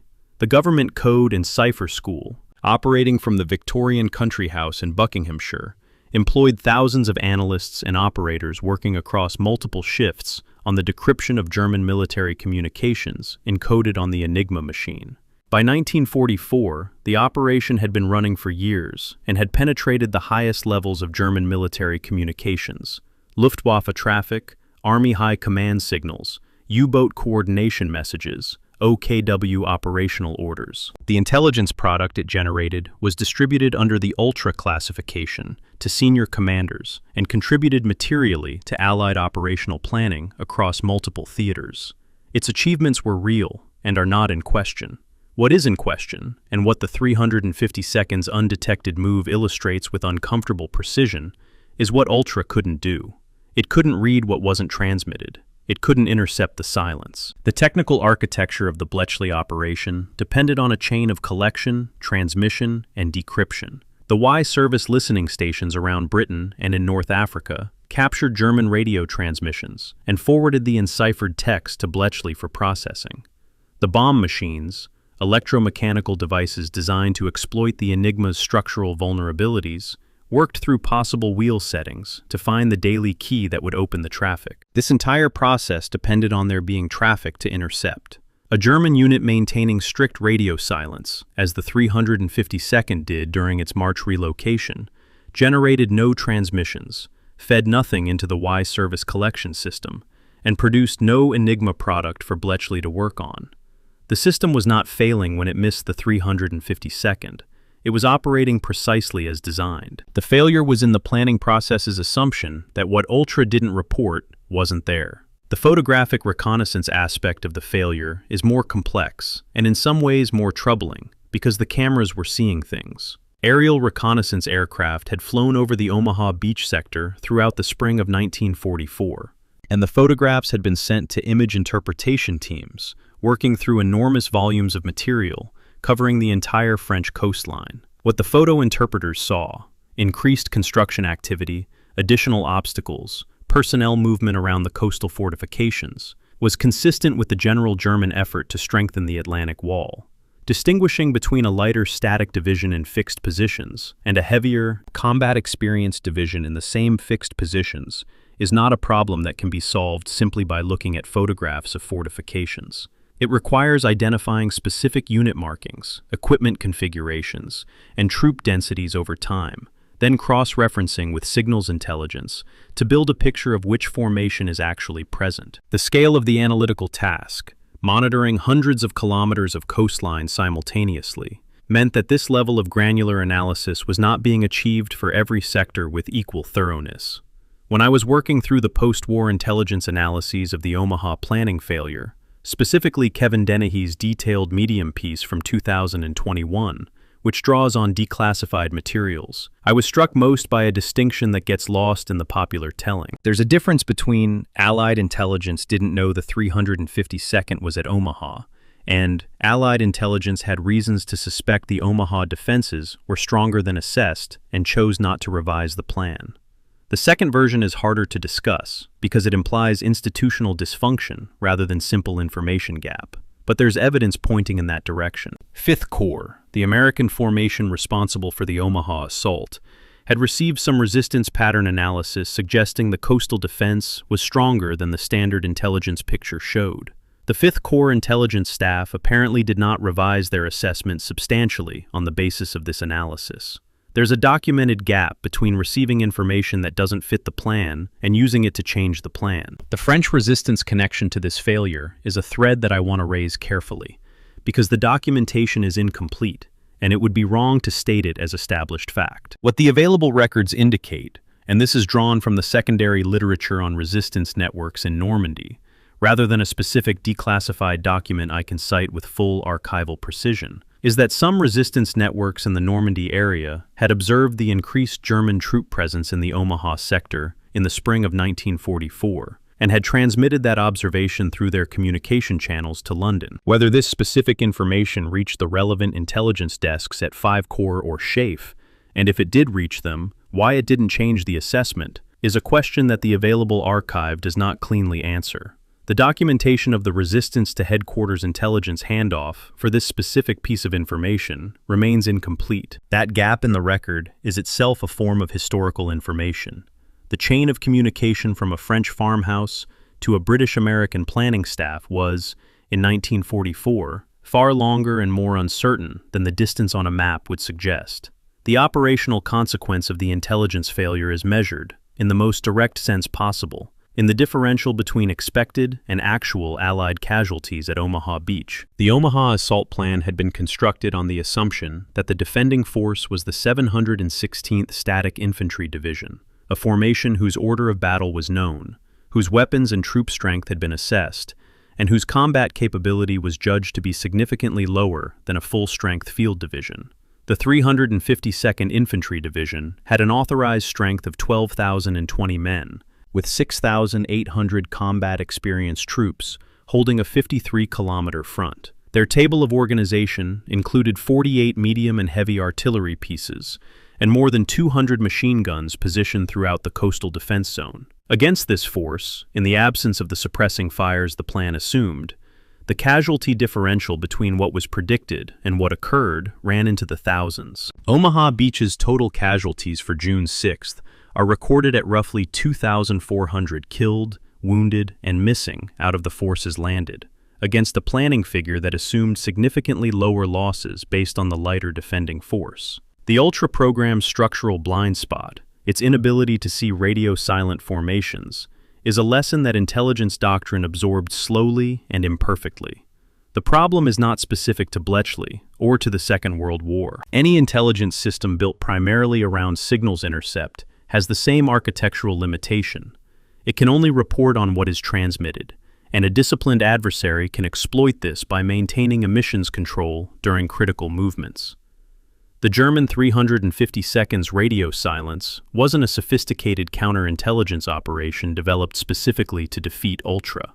It was standard German March security procedure, applied with routine professionalism. The defeat of the most advanced intelligence system in the world was achieved by simply not using a radio. That's not a triumph of German cleverness. It's a structural property of the Allied intelligence architecture that the planning process failed to account for. What the Omaha intelligence failure represents, taken in its full context, is the kind of systematic error that doesn't originate in any single decision or any single person's oversight. It emerges from a planning process that had appropriately high confidence in its primary intelligence tool. Ultra was genuinely extraordinary and had correspondingly insufficient humility about what that tool couldn't see. The intelligence picture said the 352nd wasn't at Omaha. The planning process treated that as confirmation of absence, rather than as an absence of confirmation. The difference between those two interpretations is the difference between a competent intelligence assessment and a catastrophic one. On the morning of June 6th, the men of Company A paid for that difference in full. The 352nd's guns were still firing when the 1st American Infantry reached the wire at the top of the Omaha Bluffs, hours after H hour. They had not been suppressed from the air. They had not been destroyed by naval gunfire. They had not been neutralized by tanks that were sitting on the seabed. They had been in those positions for 3 months, unknown to the intelligence that was supposed to map them. And on the morning of the 6th of June, they were exactly where they had been since March. The signals traffic that would have told Bletchley they were there had never been transmitted. The silence in the Ultra files for the week of the 12th to the 18th of March, 1944, was not empty. It was full of 12,000 soldiers and their weapons, moving down a road in Normandy in the spring sunshine, going to a beach that Allied intelligence had assigned to a different army.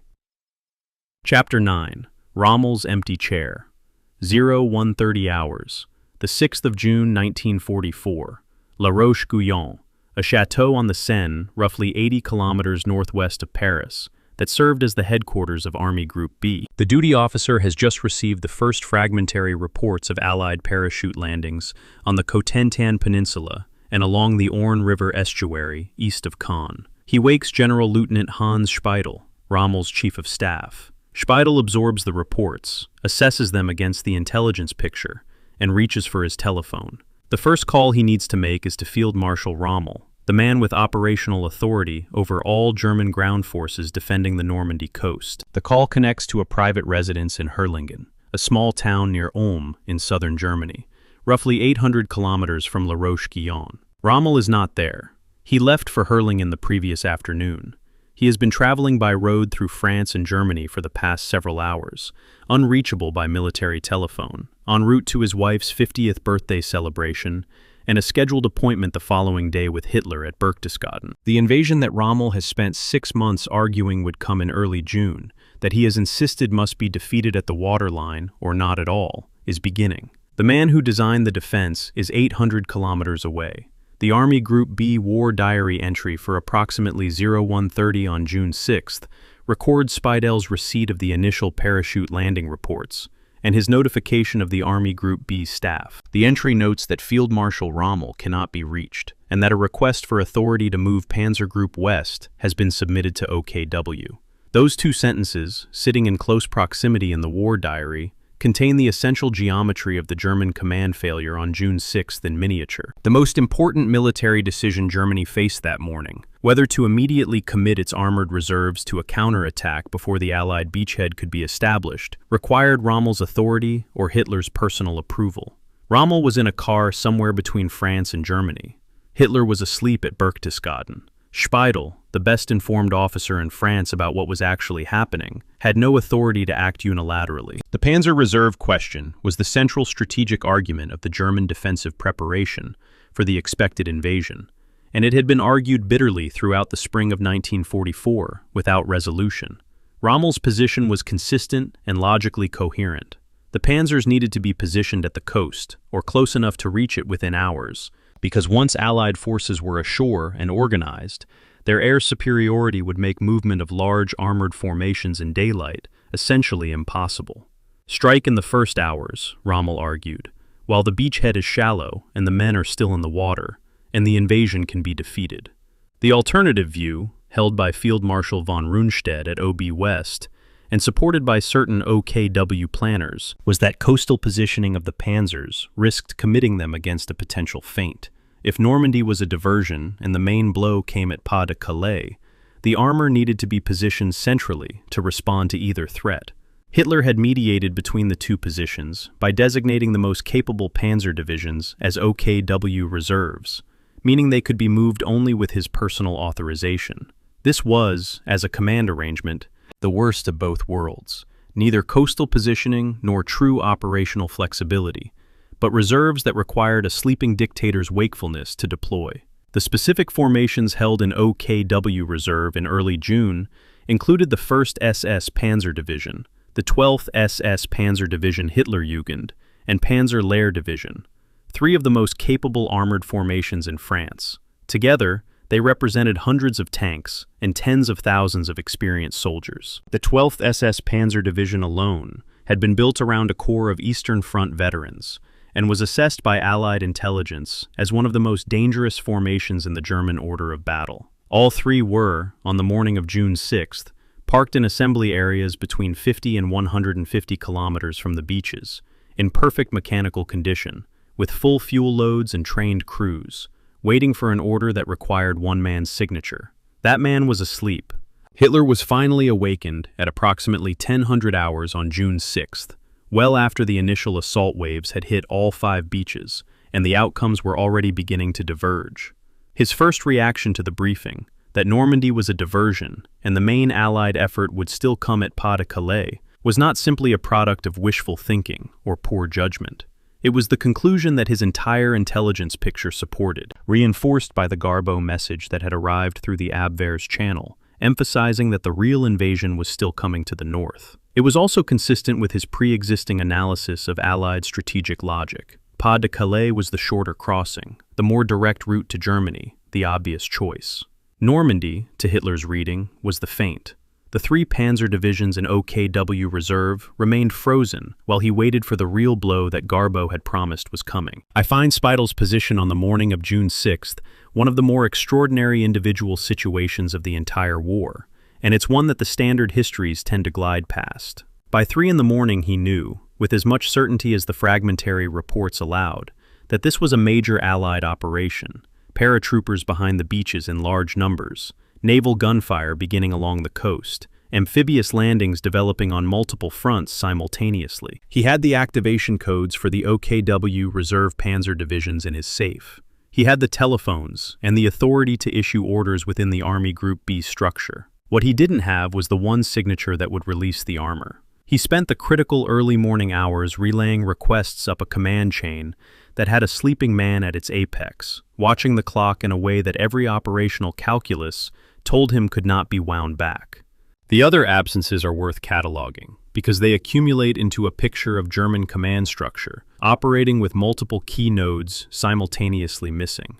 Rommel was in Herrlingen. Several division and corps commanders responsible for sectors that were being assaulted were in Rennes, attending a war game that was, with savage irony, simulating the exact scenario that was unfolding along the coast they were supposed to be defending. General Lieutenant Falley of the 91st Luftlanded Division was killed by scattered American paratroopers while driving back to his headquarters from that Rennes exercise in the early hours of June 6th. His death removing the divisional command at the precise moment when it was most needed. The German command structure at the operational level on the morning of D-Day was, in multiple critical places, unoccupied. Not defeated, not suppressed, simply absent. The question of whether Speidel acted with sufficient urgency and pressing for Panzer release is one of those places where the historical record creates an interpretive ambiguity that I want to acknowledge honestly. His post-war memoir, Invasion 1944, published in 1950, presents him as having pressed aggressively for armored action from the first reports, blocked entirely by the OKW command structure and Hitler's personal hold on the reserves. The Army Group B War Diary's entries broadly support this account. Max Hastings, however, in Overlord, published in 1984, raises the possibility that Speidel, who was a member of the anti-Hitler conspiracy that would culminate in the July 20th plot 6 weeks later, may have had reasons beyond command protocol for not maximizing his pressure for a German counterattack on June 6th. The suggestion is speculative, and Hastings presents it as such. The documents don't prove it, but the question sits in the record, and a history that claims to take conflicting sources seriously has to name it, even when it can't resolve it. Rommel arrived back at La Roche-Guyon at approximately 1700 hours on June 6th. He had been traveling since word reached him in Herrlingen that morning, and he returned to a situation that had already resolved itself in the Allied favor. The 12th SS Panzer Division had been released and was beginning to move, but too late to hit the beaches while the beachhead was thin and vulnerable. The window that Rommel's entire defensive doctrine had identified as the decisive period, the first hours, while the assault forces were in the water and on the sand, had passed. He spent the evening of June 6th and the weeks following it fighting the defensive battle that his own analysis had said was unwinnable. He had been right about what needed to be done. He had not been present to do it. The structural lesson of June 6th from the German perspective is not primarily about individual error or individual absence. It is about a command architecture that had been built around a single point of authority, a supreme commander who required personal consultation before major decisions could be executed, and that could not function at operational speed when that point of authority was unavailable. The Wehrmacht's tactical and operational competence at the unit level was not in question on June 6th. The 352nd Infantry Division defended Omaha Beach with extraordinary effectiveness. The coastal fortifications held, in many places, throughout the day. The German infantry and the German guns did what they were supposed to do. The failure was above them, in the hours between 0130 and 1000, when the decision that could have changed everything waited for a signature from a man who was asleep while the tide was rising. Chapter 10. The Hour Omaha Almost Died. 0700 hours, the 6th of June, 1944. Aboard the flagship USS Augusta, anchored offshore in the American sector, General Omar Bradley is standing at a chart table reading situation reports. The reports are coming in fragments, a radio message from 5th Corps that has been relayed, re-encoded, partially garbled, and is now somewhere between 3 and 4 hours old by the time it reaches him. What the reports are describing, insofar as they can be understood through the noise and the delay, is the near total failure of the Omaha assault. Exits from the beach, blocked. Vehicle landing, not proceeding. Casualty count, unavailable, which, in the language of military reporting, means the count is so high and the situation so chaotic that no accurate number has been assembled. Bradley is looking at a battle he cannot see, receiving information he cannot trust the timeliness of, commanding men he cannot reach with a message, and making a calculation about whether what is happening on that beach can be recovered or whether the moment has passed to try. The communication gap between the beach and Bradley's flagship was not simply an equipment failure, though it was partly that. The SCR-300 backpack radios carried by the assault infantry had a practical range of 3 to 5 miles in flat terrain under normal conditions. On a beach covered in smoke and fire, with most of the radios either waterlogged from the landing, lost with killed operators, or inaudible over the noise of the engagement, the practical range was considerably less. The SCR-536 handheld radio, the standard company-level communication tool, had a range of roughly 1 mile. Between the men fighting on the beach and the general on his flagship, roughly 5 kilometers offshore, there was no reliable radio net operating in the critical period between 0630 and 0900. Bradley was commanding by inference, working backward from fragmentary reports to construct a picture of what was happening. And the picture that assembled itself in that period was dark enough that he asked his staff to prepare a briefing on diverting follow-on forces to the Utah beach sector, or the British beaches to the east. Bradley's memoir, A Soldier's Story, published in 1951, contains a passage on the morning of June 6th that is unusually candid for a general officer writing about a battle he ultimately won. He writes that, as a commanding general, there was little he could do but pray, and that if he had been Eisenhower standing at a command post with the option, he might have canceled the landing. That sentence, in a published memoir, edited and approved for publication, is an extraordinary admission. The word canceled is doing real work in it, not reconsidered, not modified, but canceled. Bradley's personal diary, held at the U.S. Army Heritage and Education Center at Carlisle Barracks, is more direct still in its June 6th entries, recording that he asked his staff to prepare the diversion briefing. The gap between the memoir's careful language and the diary's direct record is instructive. The memoir was written for posterity. The diary was written in the moment. What was happening on the beach during the hours when Bradley was constructing his dark picture offshore was considerably more complex than either the disaster the reports described or the triumph the post-war narrative celebrates. The beach was not uniformly catastrophic. It was a landscape of micro-situations. Individual men in small groups, stripped of their unit structure by casualties and the chaos of the landing, making independent decisions about what to do next. Brigadier General Norman Cota, Assistant Division Commander of the 29th Division, had gone ashore with one of the early waves and was moving along the beach, doing something that no amount of training specifically prepares a general for: walking through an active killing ground, under fire, in the open, locating surviving men and giving them direction. His words, reconstructed from multiple survivor accounts and recorded in the 5th Corps after-action report, vary slightly in the telling, but converge on the same essential message.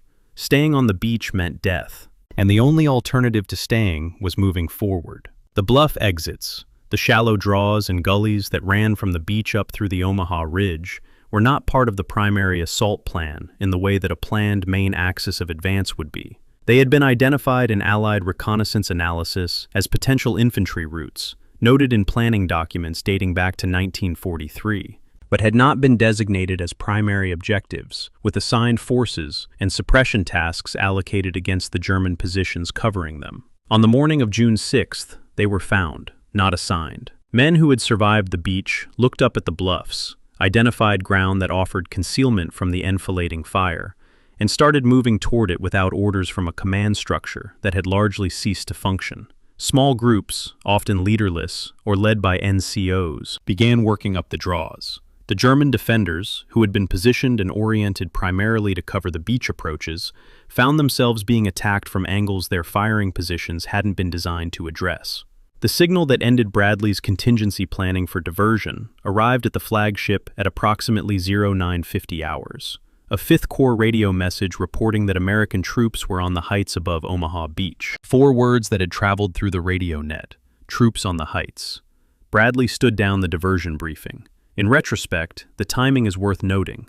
Those troops had been on the heights for perhaps an hour before the message reached the flagship, because the communication lag between the beach and the offshore command ran at roughly 60 to 90 minutes throughout the morning. The situation had been better than Bradley's information showed for over an hour before he knew it. He had been on the edge of abandoning the operation, while the men he was considering abandoning were already in the German rear. What I find most striking when I read the 5th Corps communications log against Bradley's diary entries for that morning is the extent to which the near abandonment decision was based on information that was not just fragmentary, but systematically late. Every report Bradley received about Omaha on the morning of June 6th was describing the beach as it had been 1 to 2 hours earlier, not as it was. The dynamic situation on the ground, men moving up the draws, coda organizing groups at the seawall, individual sergeants leading small parties through the wire, was invisible to the command level because the communication technology of 1944 could not carry that information at operational speed across 5 kilometers of open water under fire. Bradley was deciding whether to abandon a battle that, in the crucial sense, was already being won by men he couldn't hear. The 4-word message that reached him at 0950 was not the turning point of the battle at Omaha. It was the moment the battle's actual turning point, which had happened an hour earlier, finally became visible to the man with authority over it. The destroyers that came inshore deserve a specific paragraph here because they represent one of the more consequential acts of independent judgment in the entire D-Day operation. Several U.S. Navy destroyer captains, commanding vessels of the class designated DD, with relatively shallow drafts compared to the battleships and cruisers, brought their ships within approximately 800 yards of Omaha Beach over the course of the morning, close enough to risk grounding on the shoals, to deliver direct, flat trajectory fire against German positions. The action reports of USS Carmick, USS McCook, USS Emmons, and others record their inshore operations with the factual precision of naval documentation. Time, bearing, target, rounds expended, observed effect. These ships were not ordered inshore by Bradley from Augusta. Their captains saw, from their bridges, what was happening on the beach, made individual assessments that the situation required close direct fire support, and acted. The standing protocols were against it. The tactical situation was for it. They chose the situation. The timeline of Omaha's survival, assembled from the unit records and communications logs, looks nothing like the clean arc that historical retrospective tends to impose on it. It looks like a series of small, accidental recoveries, each one insufficient alone, that accumulated into something that held. Coda walking the beach created movement. The destroyers coming inshore suppressed specific positions at specific moments. Small groups finding the draws began appearing on the bluffs. None of these things was coordinated with the others. None was directed from offshore. The operation's survival in the American sector on June 6th was not the result of the plan adapting to reality. It was the result of enough individuals, at enough points along the line, refusing to accept that the plan's failure was their failure too. That's a different kind of story than the one that gets told at anniversaries. It's harder to make a speech about, but it's what the records show. The follow-on forces committed to Omaha Beach on June 6th, roughly 47,000 additional troops scheduled to land after the initial assault waves, were already in the water and irreversible when Bradley made his near abandonment calculation. Diverting them to Utah or the British beaches would not have been an act of rescue. It would have been an act of redistribution into sectors already congested beyond their planned capacity. The arithmetic of Omaha's survival included, somewhere in its workings, the simple fact that there was nowhere else for those 47,000 men to go. The beach had to hold because the Army was already committed to it. By 0950 hours, when the 4 words came through and the diversion briefing was stood down, it had. Chapter 11. The British Equation. 0715 hours, the 6th of June, 1944. Gold Beach, in the British sector of the Normandy assault zone, west of Arromanches. The difference between this beach and Omaha, arriving at almost the same moment on the same morning, begins not with courage or geography, but with a vehicle. It is a Sherman tank, recognizable, roughly, as a Sherman to anyone who has seen the American version. But this one has a large cylindrical drum rotating in front of its hull, from which chains are spinning and striking the ground ahead of the vehicle. The chains detonate mines before the tank passes over them, flailing a path through the beach minefield at roughly 1.25 miles per hour. Behind this vehicle, infantry are walking in a cleared lane without needing to probe for mines by hand, under fire, on a beach where the bombers did what they were supposed to do this morning. This vehicle is a Crab, one of the specialized armored machines of the British 79th Armored Division, and it represents one of the most consequential decisions of the entire D-Day planning process, though not a decision that was made on June 6th. It was made several months earlier when the British and American commands divided up the equipment available to them, and the Americans said no. The 79th Armored Division, commanded by Major General Percy Hobart, was a unique formation in the Allied order of battle, a division specifically organized and equipped to solve the mechanical problems of a defended beach assault. Its vehicles included the Crab Mine Flail Tank, the AVRE, Armored Vehicle Royal Engineers, which carried a heavy demolition spigot mortar for destroying fortifications at close range, the Crocodile flamethrower variant of the Churchill tank, the Arc bridge layer, and the DD amphibious Sherman. These were sometimes called Hobart's Funnies, a nickname that managed to convey both the peculiarity of the machines and a slight condescension toward the concept behind them. The concept was serious. Each vehicle had been designed to address a specific tactical problem identified at Dieppe in August 1942, where a Canadian assault on a defended port had failed with catastrophic casualties, partly because the tanks supporting the infantry couldn't get off the beach or through the obstacles. Hobart had studied the Dieppe failure methodically and built an armored toolbox to solve the problems it exposed. General Omar Bradley was briefed on the Hobart vehicles in early 1944. The account of what happened in that briefing and its aftermath has been told in slightly different ways by different sources, but the essential outcome is consistent. Bradley declined to incorporate most of the Hobart's funnies into the American assault plan. He accepted the DD amphibious tanks, which, as we've examined at length, proved catastrophic at Omaha. He did not accept the mine flail crabs, the AVRE demolition vehicles, or the flamethrower variants. Stephen Zaloga's analysis of the decision suggests it was partly rational. The British specialized vehicles were integrated into British tactical doctrine and training methodologies that American formations hadn't absorbed, and the training time required to effectively use them was genuinely constrained by the invasion schedule. That argument deserves honest engagement. But when I look at the Gold Beach operational summary for 0900 hours on June 6th, exits proceeding, infantry advancing to schedule, armor supporting the breakout, and compare it to the 5th Corps communications log for the same period at Omaha, the argument that the funnies would have required too much training to be worth the effort is difficult to sustain without qualification. The AVRE's demolition capability is worth examining specifically because it addresses exactly the tactical problem that defeated the Allied fire plan at Omaha. The Armored Vehicle Royal Engineers was a Churchill tank, with its main gun replaced by a petard spigot mortar firing a 40-pound demolition charge, known informally as a flying dustbin, with an effective range of approximately 80 yards. At 80 yards, point-blank distance for an armored vehicle, a 40-pound charge delivered directly to the face of a concrete casemate could breach or destroy the structure in 1 or 2 shots. At Gold Beach, AVRE vehicles were used to destroy strong points that naval gunfire from miles offshore and bombing from 20,000 feet had been unable to neutralize, because those weapons were firing at targets they couldn't directly engage. The AVRE engaged them directly.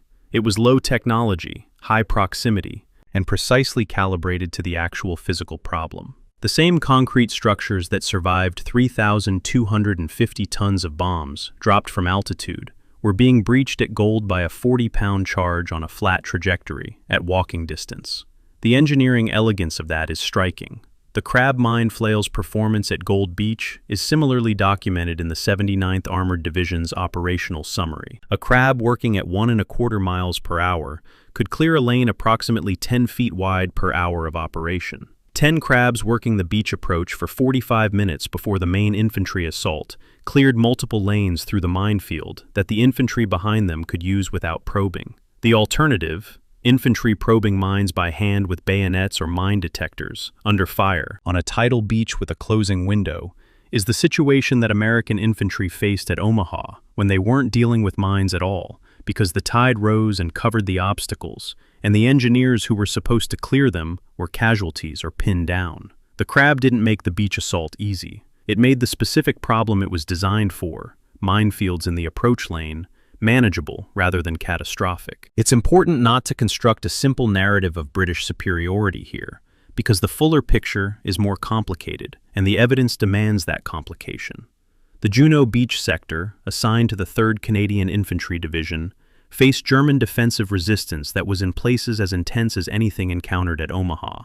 The Courseulles-sur-Mer fortification complex in particular provided fierce opposition that the Canadian assault dealt with at significant cost. Canadian casualties on June 6th ran to approximately 1,074, heavy, and felt with particular sharpness in a country whose pre-war population was less than a third of Britain's. Mark Milner's scholarship on the Juno operation establishes that the Canadian success came not because the fighting was light, but because the combined arms integration, tanks ashore early, engineers clearing obstacles, infantry maintaining momentum, created a dynamic that the German defense couldn't fully absorb even at its strongest points. The weapons were different from Omaha's, the doctrine was more thoroughly integrated, and the outcome, at painful cost, was different. The Gold Beach comparison also has to account for the difference in the German forces opposing it. The defenders of the Gold Sector were primarily the 716th Static Infantry Division, the understrength formation that Allied intelligence had correctly identified, whose weapons and troop density matched the planning assessments. Gold Beach faced the enemy the planners expected. Omaha Beach, as we've now examined at length, faced the 352nd Infantry Division, which the planners didn't know was there. The Hobart's funnies gave the British sector a genuine capability advantage, but that advantage was operating against a weaker defense than the one the Americans encountered. Isolating the contribution of the specialized armor from the contribution of the favorable intelligence picture requires more analytical precision than most popular accounts apply. And the honest answer is that both factors contributed to the differential outcome. What I find genuinely difficult to resolve, working through Bradley's reasoning for declining the Hobart vehicles, is whether the training time argument was the true reason or a post hoc rationalization of a decision made on different grounds. American military doctrine in 1944 had a strong cultural investment in the sufficiency of conventional combined arms, infantry, tanks, artillery, air support, as configured in the standard formations. The Hobart vehicles were specialized precisely because conventional combined arms had failed at Dieppe, and the British had responded by designing something unconventional. Accepting them might have implied accepting the premise that the American approach was insufficient. That institutional logic doesn't appear explicitly in any document I've found, but when I read the planning conference records for the period when the decision was made, I find a pattern of American staff officers engaging with the Hobart proposals in ways that suggest skepticism about the concept rather than purely about the training schedule. The Sword Beach operation, in the British sector furthest east, adds a different dimension to the June 6th comparative picture. Lord Lovett's Commando Brigade landed at Sword with the specific mission of moving inland quickly to link up with the British Airborne forces, who had been holding the Orne River bridges since the early hours of the morning.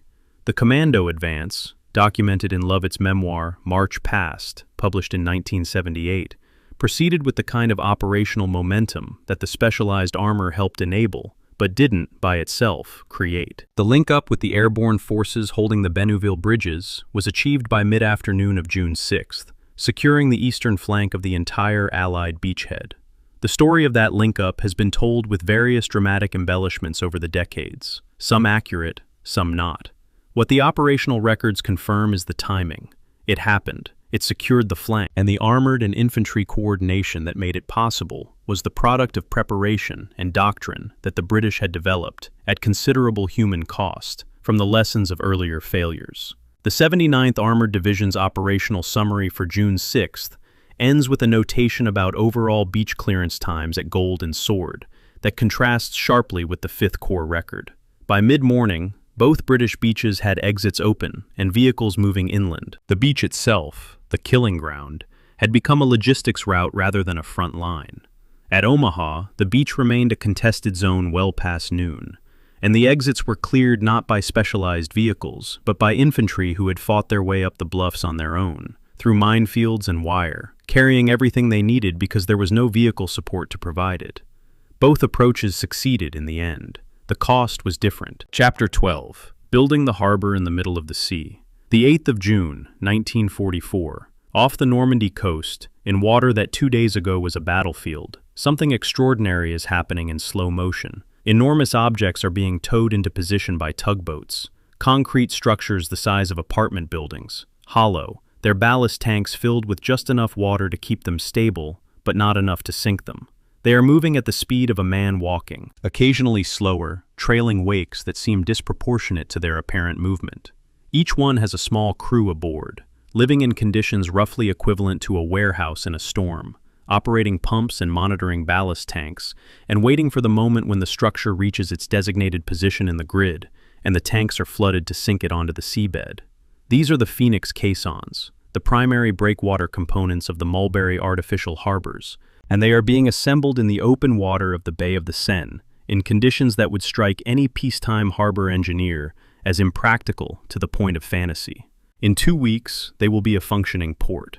The Mulberry Harbor program had been conceived, approved, designed, and built in under 18 months, a timeline that, when you examine it against the engineering complexity involved, is almost as extraordinary as the structures themselves. The program required approximately 600,000 tons of concrete, poured into 146 separate Phoenix caissons, ranging from 60 to 200 feet in length, and capable of displacing up to 6,000 tons when sunk. Each caisson was a hollow, reinforced concrete box with flat-bottom keels, ballast tanks that could be flooded or purged, and small raised structures housing the crew and the pump machinery.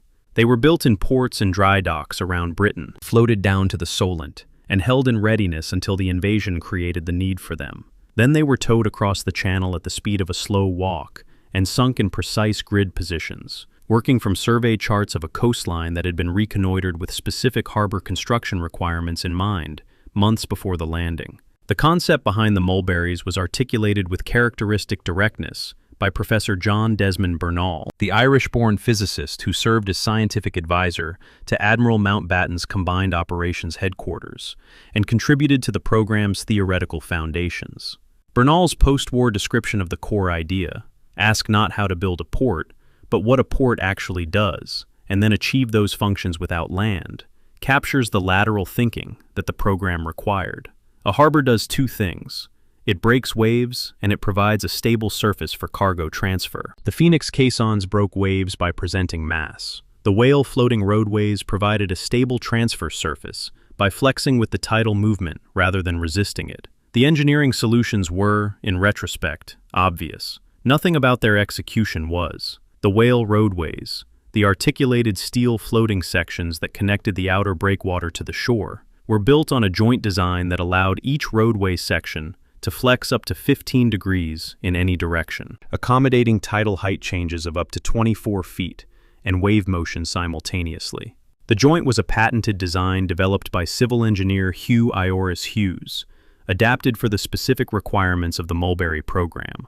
The roadways were rated for 25-ton truckloads while floating in open water, a structural requirement that modern bridge engineers, working in the controlled environment of a design office, would find challenging. The Mulberry teams designed and tested this system while the war was ongoing, in the middle of a country under strategic bombing threat, with material allocations that had to compete against every other military priority simultaneously. The codename Mulberry was assigned entirely arbitrarily from a list of available words.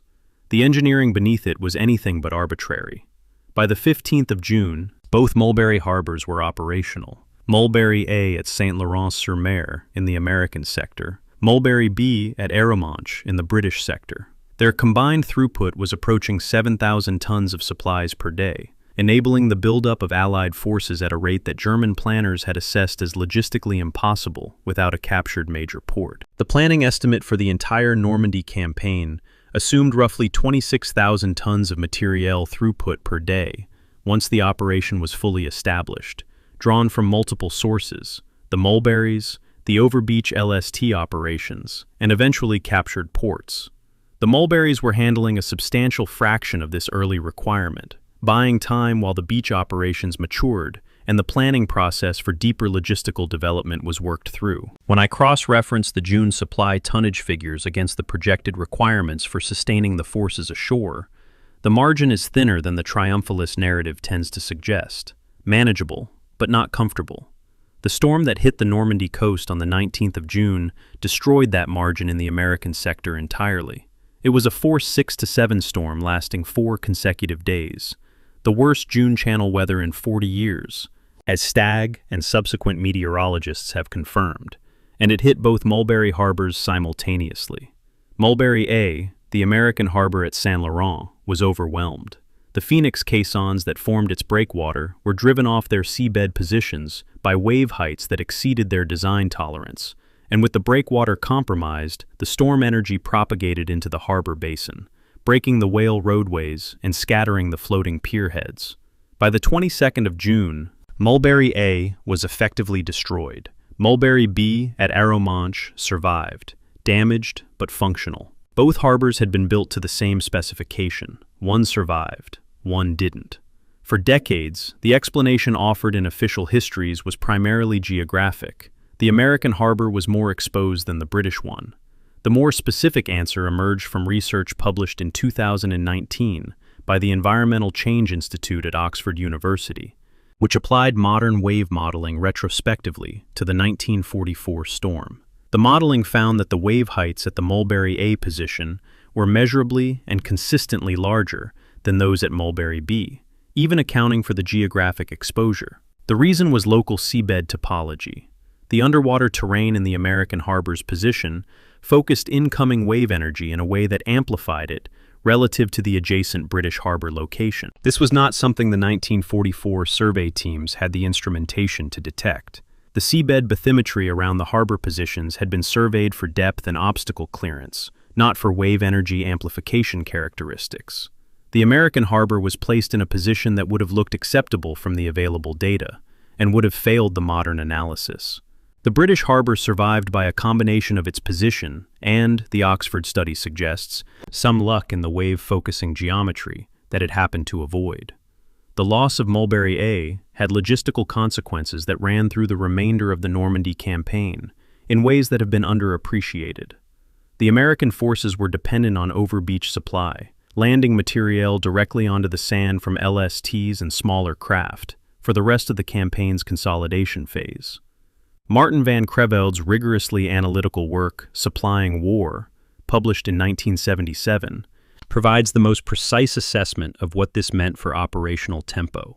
The supply shortages, particularly in artillery ammunition, that characterized the American sector in late June and early July, contributed directly to the delays in achieving the breakout from the Normandy beachhead that finally came with Operation Cobra in late July. The Battle of the Bocage, the costly, grinding fight through the hedgerow country south of the beaches, was partly a function of insufficient ammunition to sustain the offensive tempo that might have moved through it faster. And the ammunition deficit was partly a function of a harbor that had been overwhelmed by a storm that, as Stagg had noted in his D-Day briefing and the Oxford modeling confirmed, was a historically exceptional meteorological event. What Mulberry B at Arromanches delivered over its operational life, which extended 10 months beyond D-Day, is one of the more remarkable statistical footnotes of the entire war.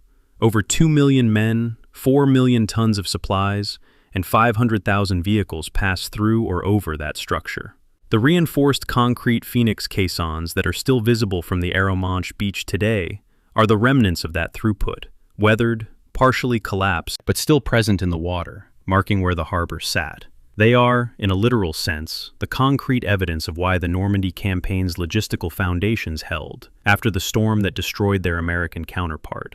An engineering project designed in under 18 months, built from scratch, towed across a channel and sunk by tugboats, sustained 4 million tons of supply for 10 months without a functioning natural port. The name was random. The engineering was the work of people who understood that the operation would die in the mud without them. Chapter 13. The Man in the Room Next Door. January of 1944. Norfolk House, St. James's Square, London, the headquarters of Cossack, Chief of Staff to the Supreme Allied Commander, a planning organization that has been working on the framework for a cross-channel invasion since the middle of 1943. Lieutenant General Frederick Morgan, the British officer designated as Cossack, has spent 7 months constructing an invasion plan with the resources he was told were available. 3 assault divisions for the initial landing, a specific and carefully calculated fire support allocation, a precise engineer-to-frontage ratio derived from the lessons of every previous Allied amphibious operation, including the catastrophic Dieppe raid of August 1942. The plan is coherent, internally consistent, and calibrated with meticulous care to what the available ships, aircraft, and support assets can actually deliver. Then, General Bernard Montgomery walks in, is briefed on the plan, and tells Morgan that it needs to be larger. Morgan's memoir records his response to this instruction with the particular economy of the British officer class. He was not asked whether expanding the plan was wise. He was asked whether it was possible. He answered that it was possible. Morgan's Overture to Overlord, published in 1950, is one of the least read major memoirs of the Second World War. It is, in the view of this historian, one of the most important primary sources for understanding how Operation Overlord was actually constructed, because Morgan is telling the story from a vantage point that nobody else occupied, the man who designed the original plan, who was present for its expansion, who understood the assumptions embedded in the original design, and who was then given no operational authority in the final operation. His is the perspective of the architect who watched others renovate his building. The frustration is present in every carefully understated page, and when you read the operational consequences of the renovation, specifically at Omaha Beach, the understatements carry more weight than the text they're embedded in. The Cossack plan's original design logic was built on what Morgan later described as reverse engineering from capacity, starting with the ships, aircraft, and support assets that were actually available, and designing an assault that those assets could adequately support. Morgan had done the arithmetic on naval gunfire density.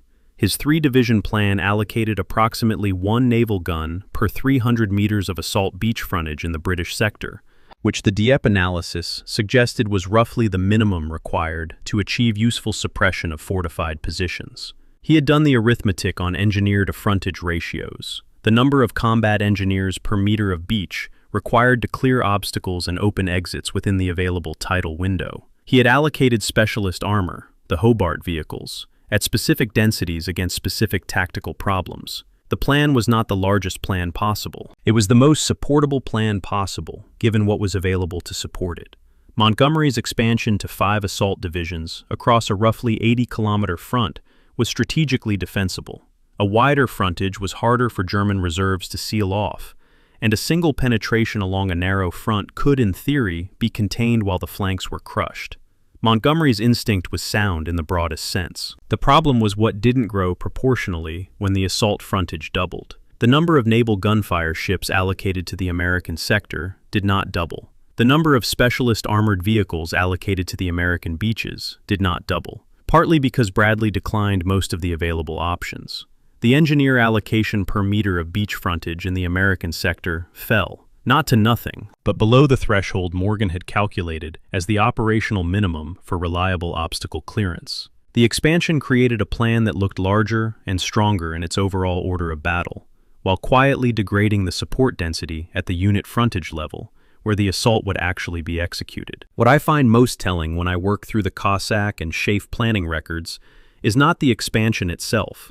That decision had genuine strategic justification, but the absence of a compensating adjustment.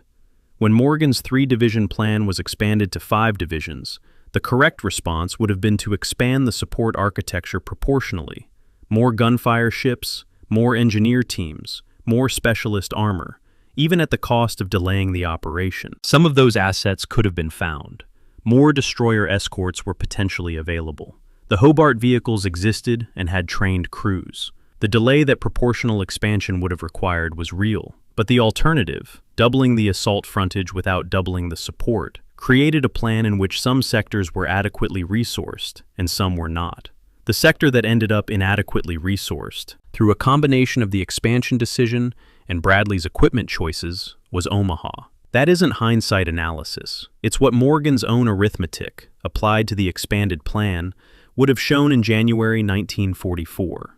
The beach allocation question, which national force would assault which beach sector, is another element of the Morgan to Overlord transition that deserves more attention than it typically receives. The Cossack plan's original beach assignments had been made on the basis of operational logic, matching specific force capabilities to specific terrain characteristics. The beach that became Omaha, with its characteristic bluffs, draws, and enfilading positions, had been assessed as terrain requiring particular combined arms sophistication, the kind of integrated attack on fortifications capability that the British had been developing since Dieppe. When the plan expanded and the beach assignments were renegotiated as part of the broader command arrangements, Omaha went to American forces for reasons that were at least partly about command politics and national sector organization, rather than purely about matching capability to terrain. What history subsequently demonstrated was that the terrain assessment had been correct. Omaha was the beach that required the specialized capability. The force assigned to it didn't have that capability, and the alternative fire plan didn't compensate for its absence. Morgan's post-war reputation sits in a particular kind of historical shadow that I find worth naming. The triumphalist D-Day narrative is structured around a small number of commanding personalities: Eisenhower, Montgomery, Patton, Bradley, whose decisions and characters fill the available narrative space. Morgan spent 2 years building the foundational architecture of the operation: the initial plan, the logistics framework, the deception integration, the command structure proposals. When Eisenhower arrived as Supreme Commander in January 1944 and brought his own team, Morgan became a supporting figure rather than the central one, retaining a staff position with influence but not authority. His institutional knowledge of every assumption embedded in the original Cossack plan, the specific numbers behind the engineer densities, the fire support calculations, the beach allocation logic, was available to the expanded planning team, but not systematically incorporated into the revised plan's validation. The man who could have checked the revised plan against its original arithmetic was in the room next door, not at the table. It would be historically unfair to argue that the Omaha failures are traceable directly and uniquely to Morgan's sidelining. The intelligence failure about the 352nd was not Morgan's to fix. The weather was not in any plan, and the tank loss was an execution failure rather than a planning one. But the fire support density deficit, the engineer-to-frontage ratio shortfall, and the specialist armor absence at Omaha are all explainable, in structural terms, as consequences of an expansion that didn't adjust the support calculus that the original plan had established. Morgan had done that calculus. He wasn't asked to redo it for the expanded plan. The history of D-Day contains, somewhere in its archive, the implicit comparison between what Morgan's arithmetic predicted would be needed at Omaha and what the expanded Overlord plan actually provided. The gap between those two numbers is one of the places where the near failure was manufactured, in a planning office in London, months before the first landing craft crossed the channel. The specific technical question of fire support density, how many naval guns per meter of beach frontage is sufficient, is not a number that can be read off a chart. It depends on the nature of the fortifications, the accuracy of the guns, the sea conditions affecting accuracy, and the duration of the preparatory bombardment. Morgan's calculation had been built on the Dieppe analysis and on the experience of the Sicilian and Italian landings. The number he arrived at was not a precise engineering specification, but a planning guideline, a density below which the probability of effective suppression dropped to unacceptable levels. The expanded Overlord plan, applied to the American sector, was below that density. The bombers were supposed to compensate. The bombers put their ordnance in empty fields. The naval guns were firing at map coordinates. Morgan's arithmetic, had anyone been checking it against the revised plan, would have flagged the deficit. Nobody was checking. The final measure of Morgan's contribution to D-Day and its erasure from the popular record is perhaps best expressed in what happened to him after the operation.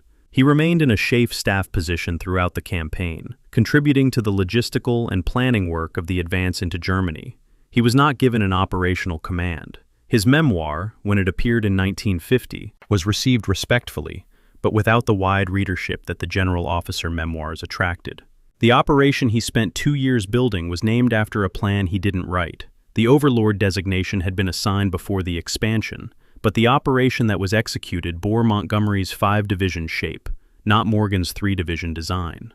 The man who designed the house that others renovated, and who watched the renovation create structural problems in the wing he had calculated most carefully, ended his career as a footnote in the bibliography of the event he had arguably done more than anyone except Eisenhower to make possible. Chapter 14, 37 Days. The 26th of June, 1944, the port of Cherbourg, at the northern tip of the Cotentin Peninsula. American infantry of the 7th Corps under General J. Lawton Collins has just secured the last German garrison position in the city after 3 weeks of fighting across the peninsula. The liberation of Cherbourg is a genuine military achievement, a fast advance through difficult bocage country, pressed hard against determined resistance, concluding with the capture of a fortified port city, whose deep water facilities represent exactly the logistical foundation the Normandy campaign needs to sustain itself through the summer. Cherbourg was always central to the Allied planning for the post-landing phase. Without a major port, the operation's ability to sustain itself and build sufficient force for the eventual breakout depended on over-beach supply and the Mulberry harbors, which were never going to be enough on their own for a campaign that needed to grow to 50 divisions and beyond. Cherbourg was the prize that would unlock the logistics.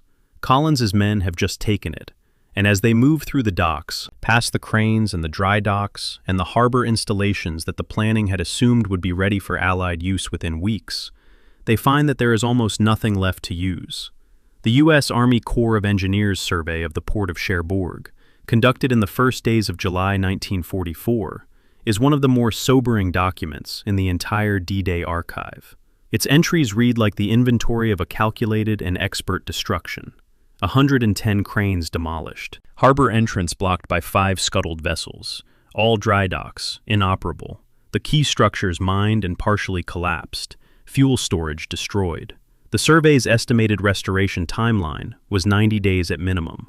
Beneath this assessment, in what the record describes as a different hand from the main survey text, someone had written the calculation that gives the document its operational weight.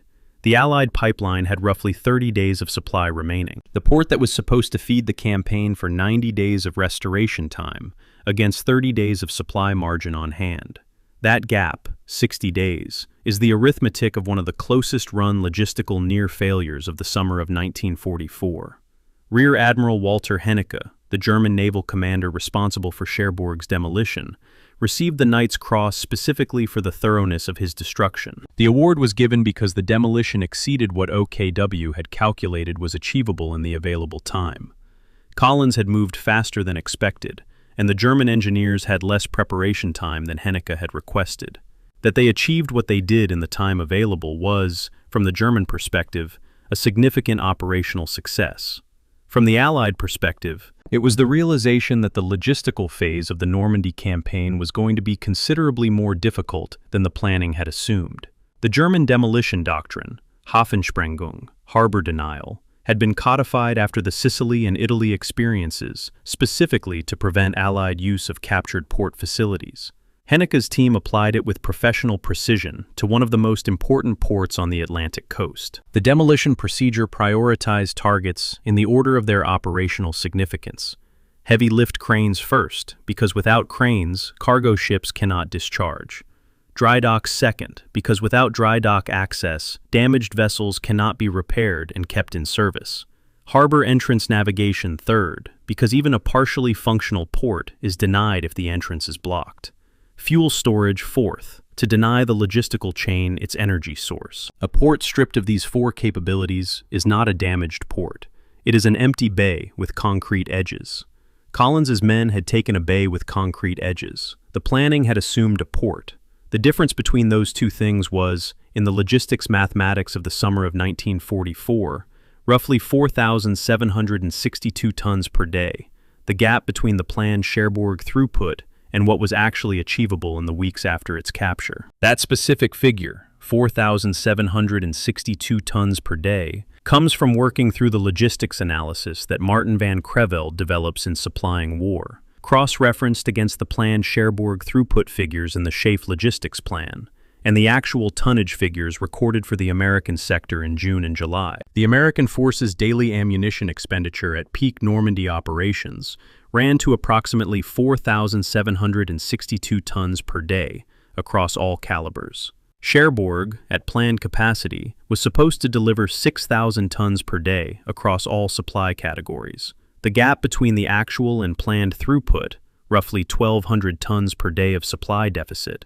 translated, at the unit level, into artillery ammunition rationing, reduced operational tempo, and constraints on the offensive optionality that Bradley needed for the breakout. The Battle of the Bocage, the grinding fight through the hedgerow country that lasted through June and much of July, was fought partly under those constraints. The hedges were real. The shortage of shells to suppress what was behind them was also real. When I cross-reference Van Creveld's logistics analysis against the operational records for Operation Cobra, the breakout attempt that finally succeeded in late July, the supply dimension of the timing becomes clear in a way that the standard battle narrative doesn't foreground. Bradley needed to break out before the ammunition stockpile fell below the threshold required to sustain an offensive operation. The timing of Cobra, its initiation on the 25th of July, was not purely a function of tactical readiness. It was partly a function of supply deadline. The carpet bombing that opened Cobra used the last significant reserve of medium bomber support sorties available in the theater, expending them in a concentrated strike on the German lines at St. Lo, designed to create a gap through which the armor could pour. When the bombing's first day killed American soldiers in friendly fire incidents, among them Lieutenant General Leslie McNair, the highest-ranking American officer killed in the European theater, the pressure to press forward anyway, despite the error, was partly operational and partly logistical. There was no comfortable reserve of time or shells to wait for better conditions. The unit responsible for restoring Cherbourg's port, the Army's 1056th Port Construction and Repair Group, appears in virtually no popular history of D-Day or the Normandy campaign. They are not mentioned in Eisenhower's memoir. They don't feature in the anniversary commemorations. Their work, conducted over 35 consecutive days in a demolished harbor under periodic artillery fire from German positions that hadn't been fully cleared from the surrounding countryside, is recorded in the Corps of Engineers' historical files with the same flat administrative precision as every other engineering task of the war. They worked 24-hour rotations. They cleared the harbor entrance of the scuttled vessels, using salvage divers and demolition teams. They fabricated replacement crane structures from materials that had been improvised from destroyed equipment. They got the port partially operational in approximately 35 days, against a 90-day official estimate. The campaign they enabled continued. Nobody gave them a parade. The logistical race of June and July 1944, from the Mulberry storm damage through the Cherbourg denial to the supply constraints on Cobra, represents the operational dimension of D-Day's near failure that receives the least attention in the popular record. The battles on the beach and the Bluffs are visible in photographs and survivor testimony. The tonnage deficit is invisible, expressed only in ration counts and ammunition allocation tables, and the particular exhaustion of soldiers who are being asked to attack without adequate fire support. The arithmetic behind the Normandy campaign's supply position in the 6 weeks after D-Day was, consistently, closer to the margin than the triumphalist narrative acknowledges. The 1056th Port Construction and Repair Group closing that arithmetic at Cherbourg, 35 days in a demolished harbor, in the mud and the shell fire, turning an empty bay back into a port, was as essential to D-Day's ultimate meaning as anything that happened on the beach itself. The campaign needed them. The record has forgotten them. Chapter 15. The July Plot and the Missed Escape. The 20th of July, 1944, Rastenburg, East Prussia, the Wolfschanze, the Wolf's Lair, Hitler's Forward Command Headquarters, a complex of concrete bunkers and wooden buildings set in a dense forest that had been cleared of local population and surrounded by minefield belts and guard cordons. At 12:42 hours, in a conference room in one of the compound's above-ground buildings, a relatively lightly constructed wooden structure rather than the reinforced concrete bunker where similar meetings were sometimes held, a briefcase explodes. It contains approximately 800 grams of British-supplied plastic explosive, activated by a corrosive chemical fuse that Colonel Klaus von Stauffenberg had armed in a bathroom anteroom minutes before the conference began. He had then left the room on a pretext. The blast kills 4 of the men in the conference room. It does not kill Hitler. The reason it does not kill Hitler is physical and specific. The briefcase containing the charge had been placed by Stauffenberg approximately 6 feet from where Hitler was standing at the map table. Between the placement and the detonation, an unknown conference officer, several accounts suggest it was a Colonel Brandt, shifted the briefcase to the far side of a heavy oak table support, placing a solid wooden structure between the primary blast direction and Hitler's position. The table support was approximately 4 inches of solid hardwood. 4 inches of oak redirected sufficient blast energy away from Hitler to reduce his injuries to burst eardrums, minor burns, and temporary paralysis in his right arm. 4 of his colleagues died. Hitler walked out of the building. The war continued for another 10 months. Stauffenberg had prepared 2 packages of explosive for the briefcase. The plan was for both to be armed before the conference, creating a charge approximately 4 times the power of the single package he detonated. He was interrupted during the arming process in the bathroom anteroom. Accounts of the interruption vary slightly in their details, but the essential fact is consistent across sources. He had time to arm 1 package, not 2. A double charge would have generated a blast that no table support, however solid, could have redirected away from lethal effect on everyone in the room. The conference room's relatively light wooden construction, which was less blast-resistant than the concrete bunkers Hitler sometimes used, would have amplified the effect of a larger charge. The difference between one package and two, 30 seconds in a corridor, an interruption that cannot be precisely reconstructed from surviving documents, is one of the most consequential accidents in the history of the 20th century. The conspiracy that Stauffenberg represented, the Schwarze Kapelle, the Black Chapel, as the Gestapo came to call it, had been developing for years within segments of the German military and civilian establishment. Its membership was diverse, and its motivations were not uniform. Some conspirators were driven by strategic calculation that the war was lost, and Germany needed to end it before complete destruction. Some by personal opposition to the regime's methods, some by religious conviction, some by the combination of all three. General Caesar von Hofacker, the Luftwaffe officer who served as the key liaison between the Berlin conspiracy and the Army Group B commanders in France, had been working through the spring and summer of 1944 to build a network in Paris that could execute the Western component of the plan, arresting the SS and Gestapo leadership in France, opening negotiations with Eisenhower's command, ending the war in the West as quickly as possible following Hitler's removal. Von Hofacker operated in the knowledge that discovery meant death, and he operated anyway, for months, in occupied Paris. The events in Paris on the afternoon and evening of the 20th of July are among the most operationally extraordinary hours of the entire war. General Karl Heinrich von Stülpnagel, military governor of France and a central conspirator, received word from Berlin that the bomb had detonated and assumed, as everyone initially did, that Hitler was dead. He immediately put the Paris phase of the plan into effect. Wehrmacht military police, acting on his orders, arrested approximately 1,200 SS and Gestapo officers in Paris, including the leadership of the Paris SD, the Sicherheitsdienst, responsible for intelligence and security operations in occupied France. For a period measured in hours, the most feared security apparatus in the occupied territories was in the custody of the regular army that had theoretically been its institutional competitor. The inversion was staggering. Then the news came through that Hitler was alive. Von Stülpnagel attempted to reframe the arrests as a precautionary security exercise prompted by confusing reports.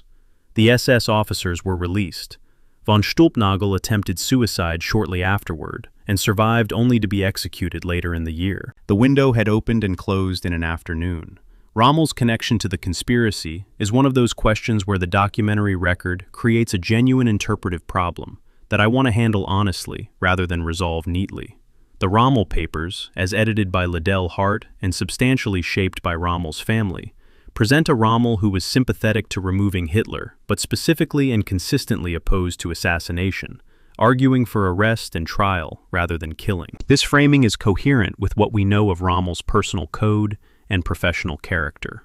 More recent scholarship, including Ralph George Ruth's careful work on Rommel's final months, confirms that Rommel was in contact with the conspiracy and broadly supportive of its objectives, while maintaining the distinction between the removal of Hitler by legal or military means and assassination. Whether that distinction would have been legally meaningful under the regime Rommel was trying to navigate is a separate question.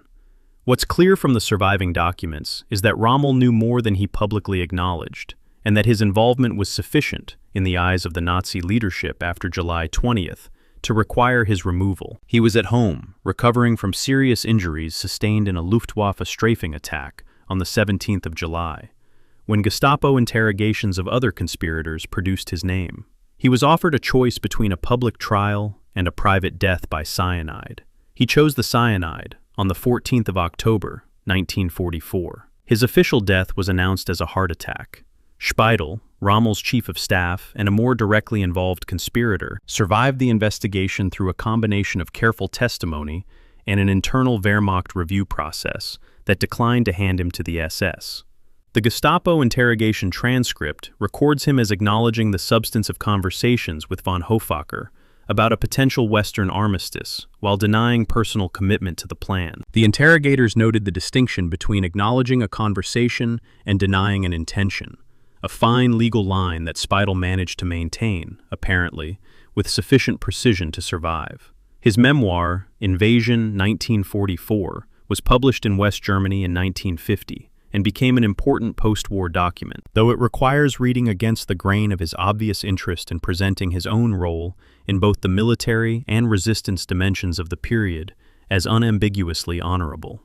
The strategic question behind the July 20th plot, whether a successful assassination would have ended the war in the West quickly, as the conspirators believed, is one where the historical debate engages with a genuinely complex set of factors. The conspirators believed that Eisenhower's command and Churchill's government would negotiate with a non-Nazi German government following Hitler's removal, enabling a ceasefire in the West, while the reorganized German state dealt with the Soviet Union on different terms. This calculation had some basis in the informal signals that Allied diplomats and intelligence officers had sent through various back channels during the course of the war. What it failed to fully account for was the Casablanca Declaration of January 1943, in which Roosevelt and Churchill had committed publicly and explicitly to demanding unconditional surrender from Germany.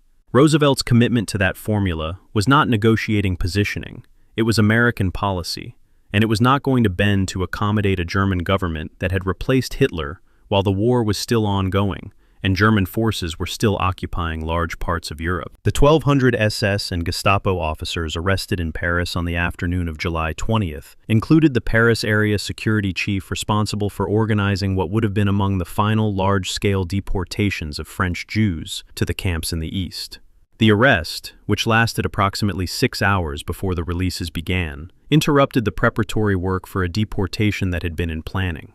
When the arrests were reversed and the SS officers returned to their posts, the deportation was not resumed at the same scale or with the same organizational momentum. This specific consequence of the 6-hour Paris inversion is documented in the historical literature on the deportation chronology from France, and it is one of those places in the archive where a contingent, accidental event, the temporary arrest of security officers during a failed coup, intersected with human life at a scale that no operational analysis can fully capture.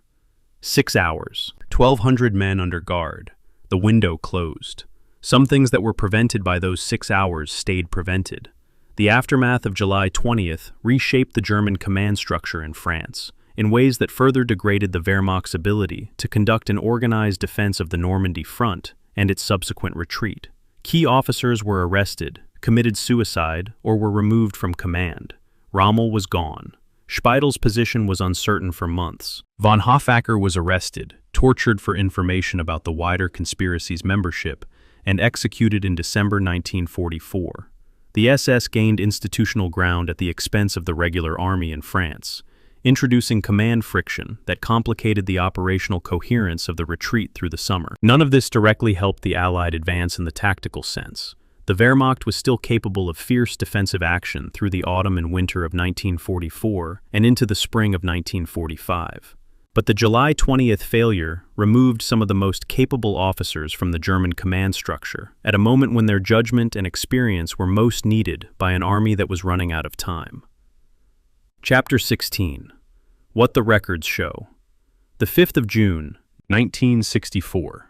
Omaha Beach, Normandy. The sand is clean and the tide is out, and a man is walking along the waterline in a dark suit, moving slowly, looking at the ground. He is 73 years old, and his hearing is damaged, a legacy of the burst eardrums from a German artillery barrage in 1944. And the journalist walking beside him is speaking slightly louder than a normal conversation requires. The man is former president and former general of the Army, Dwight D. Eisenhower, and he is standing on Omaha Beach for the first time since the morning of June 6, 1944, when he watched it from the deck of a ship 5 kilometers offshore, without being able to see what was happening or hear what his men were saying. He is looking at the sand where the ramps dropped and the men went into the water, and the MG-42s were firing from the Bluffs. He is a 73-year-old man in a suit on a quiet beach, and he tells Walter Cronkite, who is beside him with a CBS camera crew, that standing here, he is very sure there had been a real possibility that the operation would be the most disastrous thing that had ever happened. The word possibility in that sentence is doing considerable work. This is 1964, 20 years after the fact. In a world where D-Day's success is not in question and its outcome is not in doubt, and the Western alliance it helped create has been the organizing structure of European security for nearly 2 decades. Eisenhower is not hedging in that interview because he is uncertain of his legacy or insecure about the historical verdict. He is saying, with the precision of a man who spent his career measuring operational risk, that on the 5th of June, 1944, the outcome was genuinely uncertain, and that he knew it was genuinely uncertain. The crumpled, misdated note in his left pocket that evening, with its fold crease and its unidentified fingerprint, was not a formal document or a required procedure. It was a man preparing himself, in the only way available to him, for the possibility that he was about to be responsible for the deaths of 150,000 men in an operation that had failed. The 17 chapters of this documentary have been, in one sense, an attempt to reconstruct what Eisenhower's private certainty about that uncertainty was based on. The weather forecast, rated by the chief forecaster himself as marginal. The amphibious tanks being launched into sea states above their design tolerance. The bombing mission being flown by aircraft that could not see their targets. The intelligence failure that placed a full-strength veteran division at the beach, the planning had assigned to a lighter formation. The paratroopers scattered across 500 square kilometers by navigation systems that failed in cloud cover over the Channel Islands. The artificial harbor about to be sunk by a storm that the June weather window had barely avoided. The Panzer reserves, frozen behind a command chain with a sleeping man at its apex. The logistical margin so thin that a single storm could, and did, cut it to nothing. These were not hidden problems or retrospective discoveries. They were known risks, calculated margins, operational bets made by professionals under irreducible uncertainty. Eisenhower knew about all of them. The note in his pocket was the acknowledgement that knowing didn't mean controlling.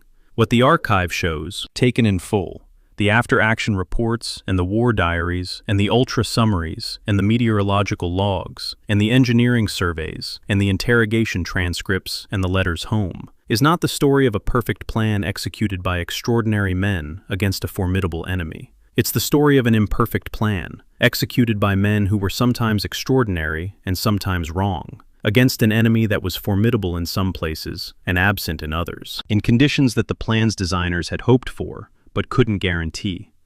The plan failed at Omaha in almost every specific technical dimension: the fire preparation, the tank support, the intelligence picture, the engineer clearance.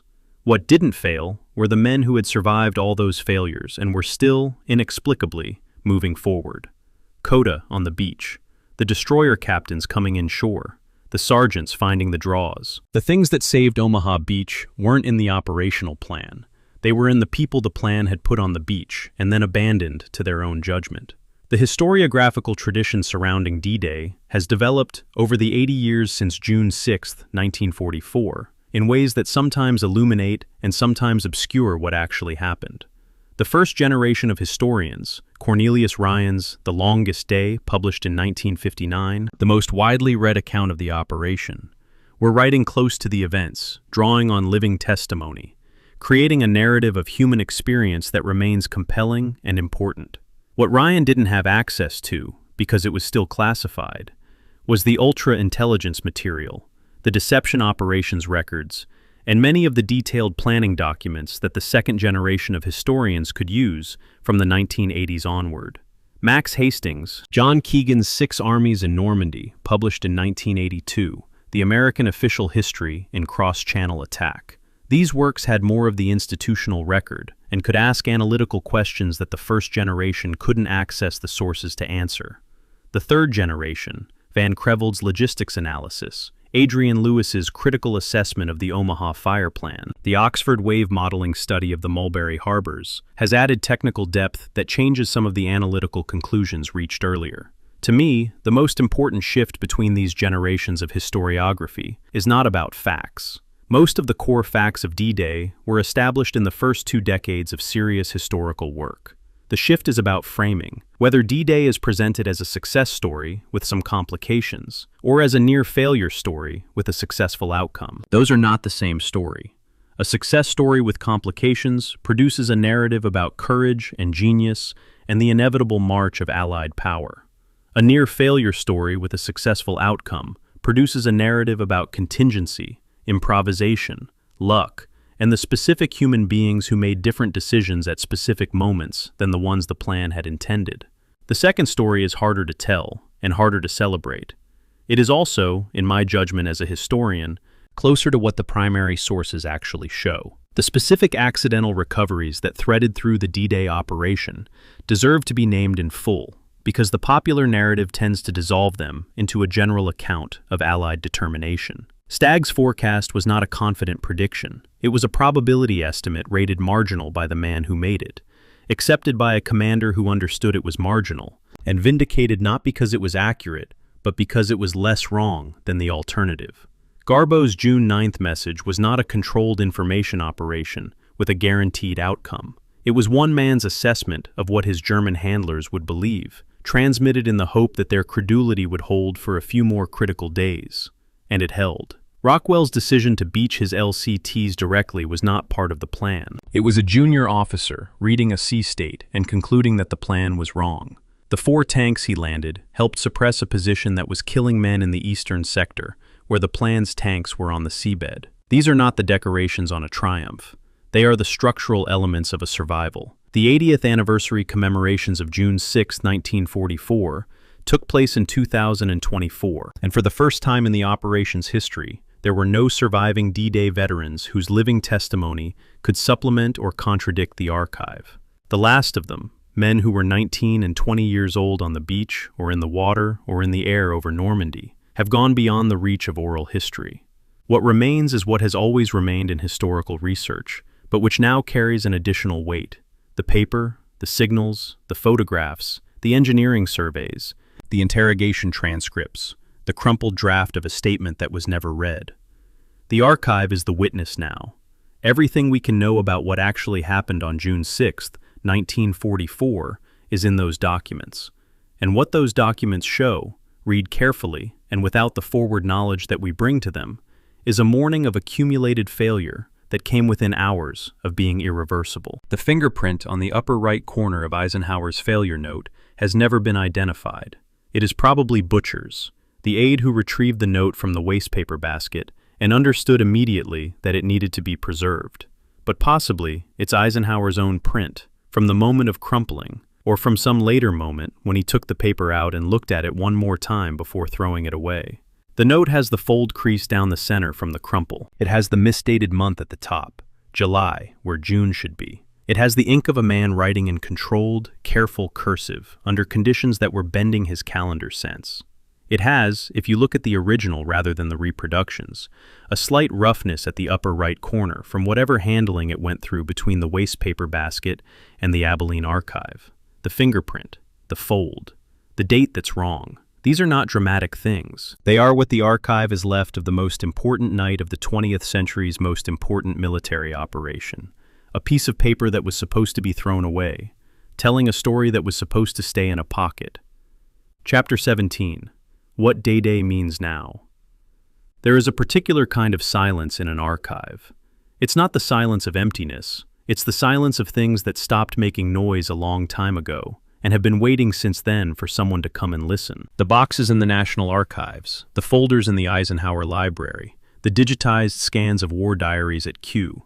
They don't announce themselves. They don't compete for attention. They sit in their acid-free folders in their climate-controlled rooms, and they wait. And when you open them, what you find is not history, as it is taught or commemorated or filmed. What you find is the specific, irreducible particular. The wrong date on a general's note, the 2-mile navigational error in a Pathfinder's report, the single line in a tank battalion's after-action record about the officer who disobeyed his orders and saved 4 vehicles. These particulars are what this documentary has been built from, and in this final chapter, I want to examine not just what they mean about June 6, 1944, but what they mean now, in 2026, when the last living witnesses are gone, and the archive is all that's left. The process by which D-Day was transformed from a contingent, nearly failed military operation into a myth of democratic inevitability began almost immediately after the operation succeeded. The first newsreel footage, the first press dispatches, the first radio broadcasts describing the landings, these were shaped by operational security requirements, by the emotional needs of populations that had been at war for years, and by the natural human tendency to retrospectively impose clarity on events that were, as they were happening, profoundly unclear. The men who had been on Omaha Beach that morning knew that the bombers had missed, that the tanks had sunk, that the intelligence picture had been wrong, and that they had survived by doing things the plan hadn't included. But the story that moved out over the wire services on June 6th and 7th was a story of Allied power and Allied purpose and Allied success, because that was the story the moment required, and the story that the censors could allow. The myth began accumulating its layers before the bodies were off the beach. The first generation of serious historical work, Ryan, Ambrose, Keegan, operated in the context of that myth, and, in varying degrees, worked both with and against it. Ryan's The Longest Day was an act of immense historical empathy. He collected testimony from hundreds of participants on all sides and assembled it into a narrative that restored the human scale to an event that official history had bureaucratized. His book is still the place to start for anyone who wants to understand what June 6, 1944, felt like for the men who were in it. What it is less equipped to do is analyze why the operation nearly failed, because Ryan was writing in the late 1950s from sources that were still heavily restricted, and from interviews conducted with participants whose relationship to the event was colored by 20 years of the myth's accumulation. His book is essential. It is also, in specific technical and analytical respects, superseded by what subsequent declassification and scholarship made possible. Stephen Ambrose's D-Day, published in 1994 on the 50th anniversary, brought the operation story to its widest popular audience, and did so with narrative gifts that are genuinely rare in serious historical writing. Ambrose could construct a scene, pace a chapter, and make a reader feel the weight of a single soldier's experience with a skill that most academic historians cannot approach. His work performed an important cultural service. It kept D-Day's human dimension alive for a generation that had no living connection to the event. Its analytical limitations have been documented by subsequent historians. Errors of specific detail, a tendency to present the American perspective as the central one in a multinational operation, a frame that emphasizes individual heroism in ways that sometimes obscure the systemic failures that made individual heroism necessary. These limitations don't erase the book's achievement. They place it in its proper context as a narrative document rather than an analytical one. The analytical tradition that runs from Harrison's official history through Van Creveld's logistics study, through Adrian Lewis's critical assessment of the Omaha fire plan, to the Oxford wave modeling of the Mulberry failure, represents, to me, the kind of historical work that the primary sources actually demand. It is less comfortable than the heroic narrative. It requires the reader to hold the knowledge of eventual success alongside a clear-eyed assessment of how many specific things went wrong, and how close the operation came to an outcome that the heroic narrative would have been unable to construct around. It is, in the language of the archive, the difference between reading Eisenhower's victory speech and reading the misdated note in his left pocket. Both documents exist. The victory speech is the one that gets read at commemorations. The note is the one that tells you what was actually happening.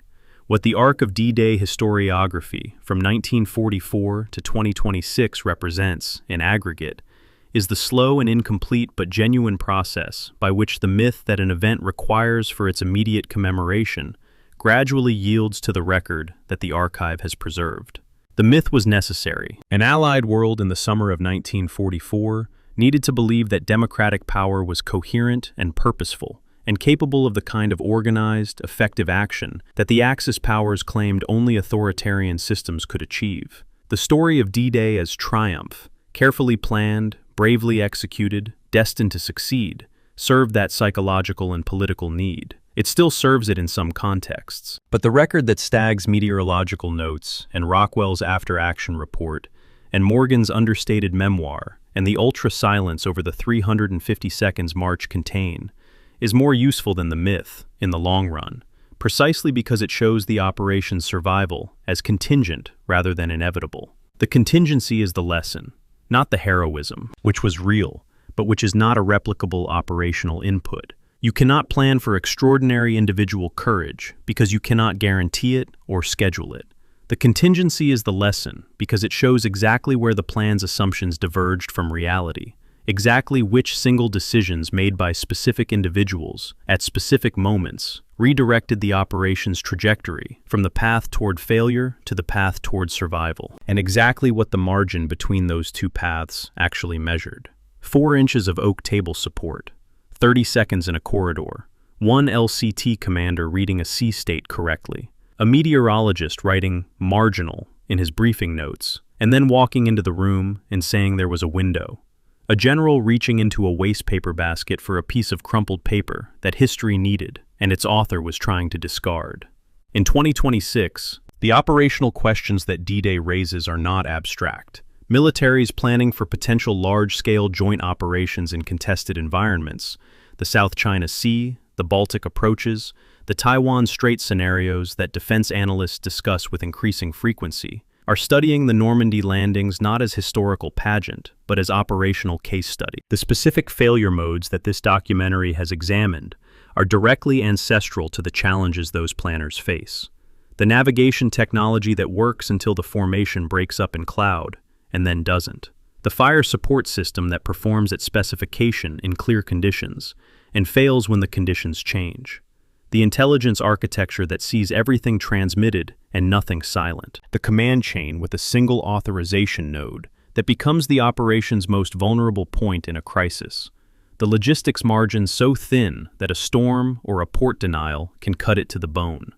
These are not solved problems. They are recurring problems, dressed in different technical clothes, appearing in every serious study of complex joint military operations from 1944 to the present. The modern defense literature's engagement with D-Day is not sentimental. It is analytical and often critical in ways that the commemorative tradition is not. The debate over GPS jamming resilience in contested environments reaches back explicitly to the Eureka and Rebecca failure over the Channel Islands in the small hours of June 6th. The argument about whether strategic aircraft should be used in close support roles rehearses the Norden bombsight failure at 20,000 feet in cloud. The doctrine of mission command, giving subordinate commanders authority to act within a commander's intent without awaiting specific authorization, is a direct institutional response to the German command paralysis that left the Panzer reserves frozen behind a sleeping dictator's authorization requirement. The Mulberry wave-focusing failure is in the site selection criteria for every modern expeditionary port construction program. The 352nd Infantry Division's undetected march is in the intelligence gap analysis doctrine that tells analysts to map what their systems cannot see as rigorously as what they can. The lessons are not filed under history. They are filed under current doctrine. What I take away from this documentary, from all 17 chapters, from the after-action reports and the meteorological logs, and the tank battalion records, and the intelligence summaries, and the crumpled yellow note in Abilene, is something that sounds deceptively simple, but becomes more complex the longer you sit with it. D-Day succeeded not because the plan was good, though parts of it were, and not because the men were extraordinary, though some of them were. It succeeded because enough people, at enough levels, refused to accept the plan's failure as their own failure. Stagg refused to let Eisenhower believe the weather was better than it was. Rockwell refused to let the plan's requirement override the sea state in front of him. The destroyer captains refused to let standing protocols prevent them from bringing their guns close enough to be useful. The sergeants on the Omaha Bluffs refused to stay on the beach and die where the plan had put them, and found instead the draws that the planning files had mapped in 1943 and then forgotten to use. Garbo refused to let his German handlers believe what their own evidence was starting to tell them. Each of these refusals was small in the context of an operation involving 150,000 men and 5,000 ships. Each of them was structurally essential. The 80th anniversary commemorations in 2024 marked the last time that living veterans stood on the Normandy beaches. The men who were 20 years old at Dog Green, or in a C-47 over the Cotontan, or on the bridge of a destroyer coming inshore at 800 yards, were in their late 90s, and most of them are gone now. What they knew that the archive preserves only imperfectly, the specific feeling of a sea state at 0635, the sound of a Eureka beacon activating in a field where no aircraft would ever come, the weight of 60 to 90 pounds of equipment in chest-deep water, is beyond recovery. The archive has the numbers. It doesn't have the weight. It has the after-action reports. It doesn't have the smell of a landing craft in the channel at night, or the particular quality of silence that settled on Southwick House after the transports disappeared into the dark. What the archive does have, and what this documentary has tried to draw from it with honest, unsmoothed attention, is the record of a morning when everything that could go wrong went wrong, and when the margin between catastrophe and survival was measured in the specific decisions of specific people, whose names are mostly in footnotes rather than headlines. Dean Rockwell, who beached his LCTs directly and saved 4 tanks and doesn't appear in the commendation records. The 1056th Port Construction and Repair Group, who worked 35 days in a demolished harbor and don't appear in the anniversary programs. Frederick Morgan, who designed the house that others renovated, and whose memoir sits unread in the bibliography, while the generals who came after him fill the shelves. Garbo, who invented 27 fictional people and grieved their fictional deaths, and held the Panzer reserves north of the Seine with a cable that was, in strict terms, a lie. James Stagg, who wrote Marginal in his notes, and said it out loud in a room full of generals, and was right in the only way that mattered. Not certainly right, but less wrong than the alternatives. The 5th of June, 1944, late evening. A man sits alone with a yellow legal pad and writes the words that he hopes will never be read. He misdates them. He folds the paper. He puts it somewhere. Pocket, desk drawer, somewhere accessible. Someone that acknowledges without admitting that he might need it. The next morning, the first reports come in. The beach is not clear. The casualties are not countable yet. The tanks are on the seabed. The bombers missed. The paratroopers are scattered across 500 square kilometers of Norman countryside. The plan is failing in almost every specific dimension that plans can fail. And somewhere on the bluffs above Omaha, in the draws that the reconnaissance photographs identified in 1943 and the planning documents filed and forgot, men who had no orders and no armor and no effective fire support are moving forward anyway, finding the ground that the plan had mapped and then abandoned, climbing toward a position that the plan said they couldn't reach. By 0950 hours, there's a 4-word message on a flagship's radio: "Troops on the heights." The general reads it. He puts away the contingency briefing. He doesn't take the note from wherever he has it. He doesn't need it yet. Later, he will crumple it and throw it away. Later still, someone will retrieve it. And later still, much later, in a climate-controlled reading room in Abilene, Kansas, in 2026, with the last witnesses gone and the archive doing the talking, someone will look at it and read the wrong date at the top and understand what it costs to write. D.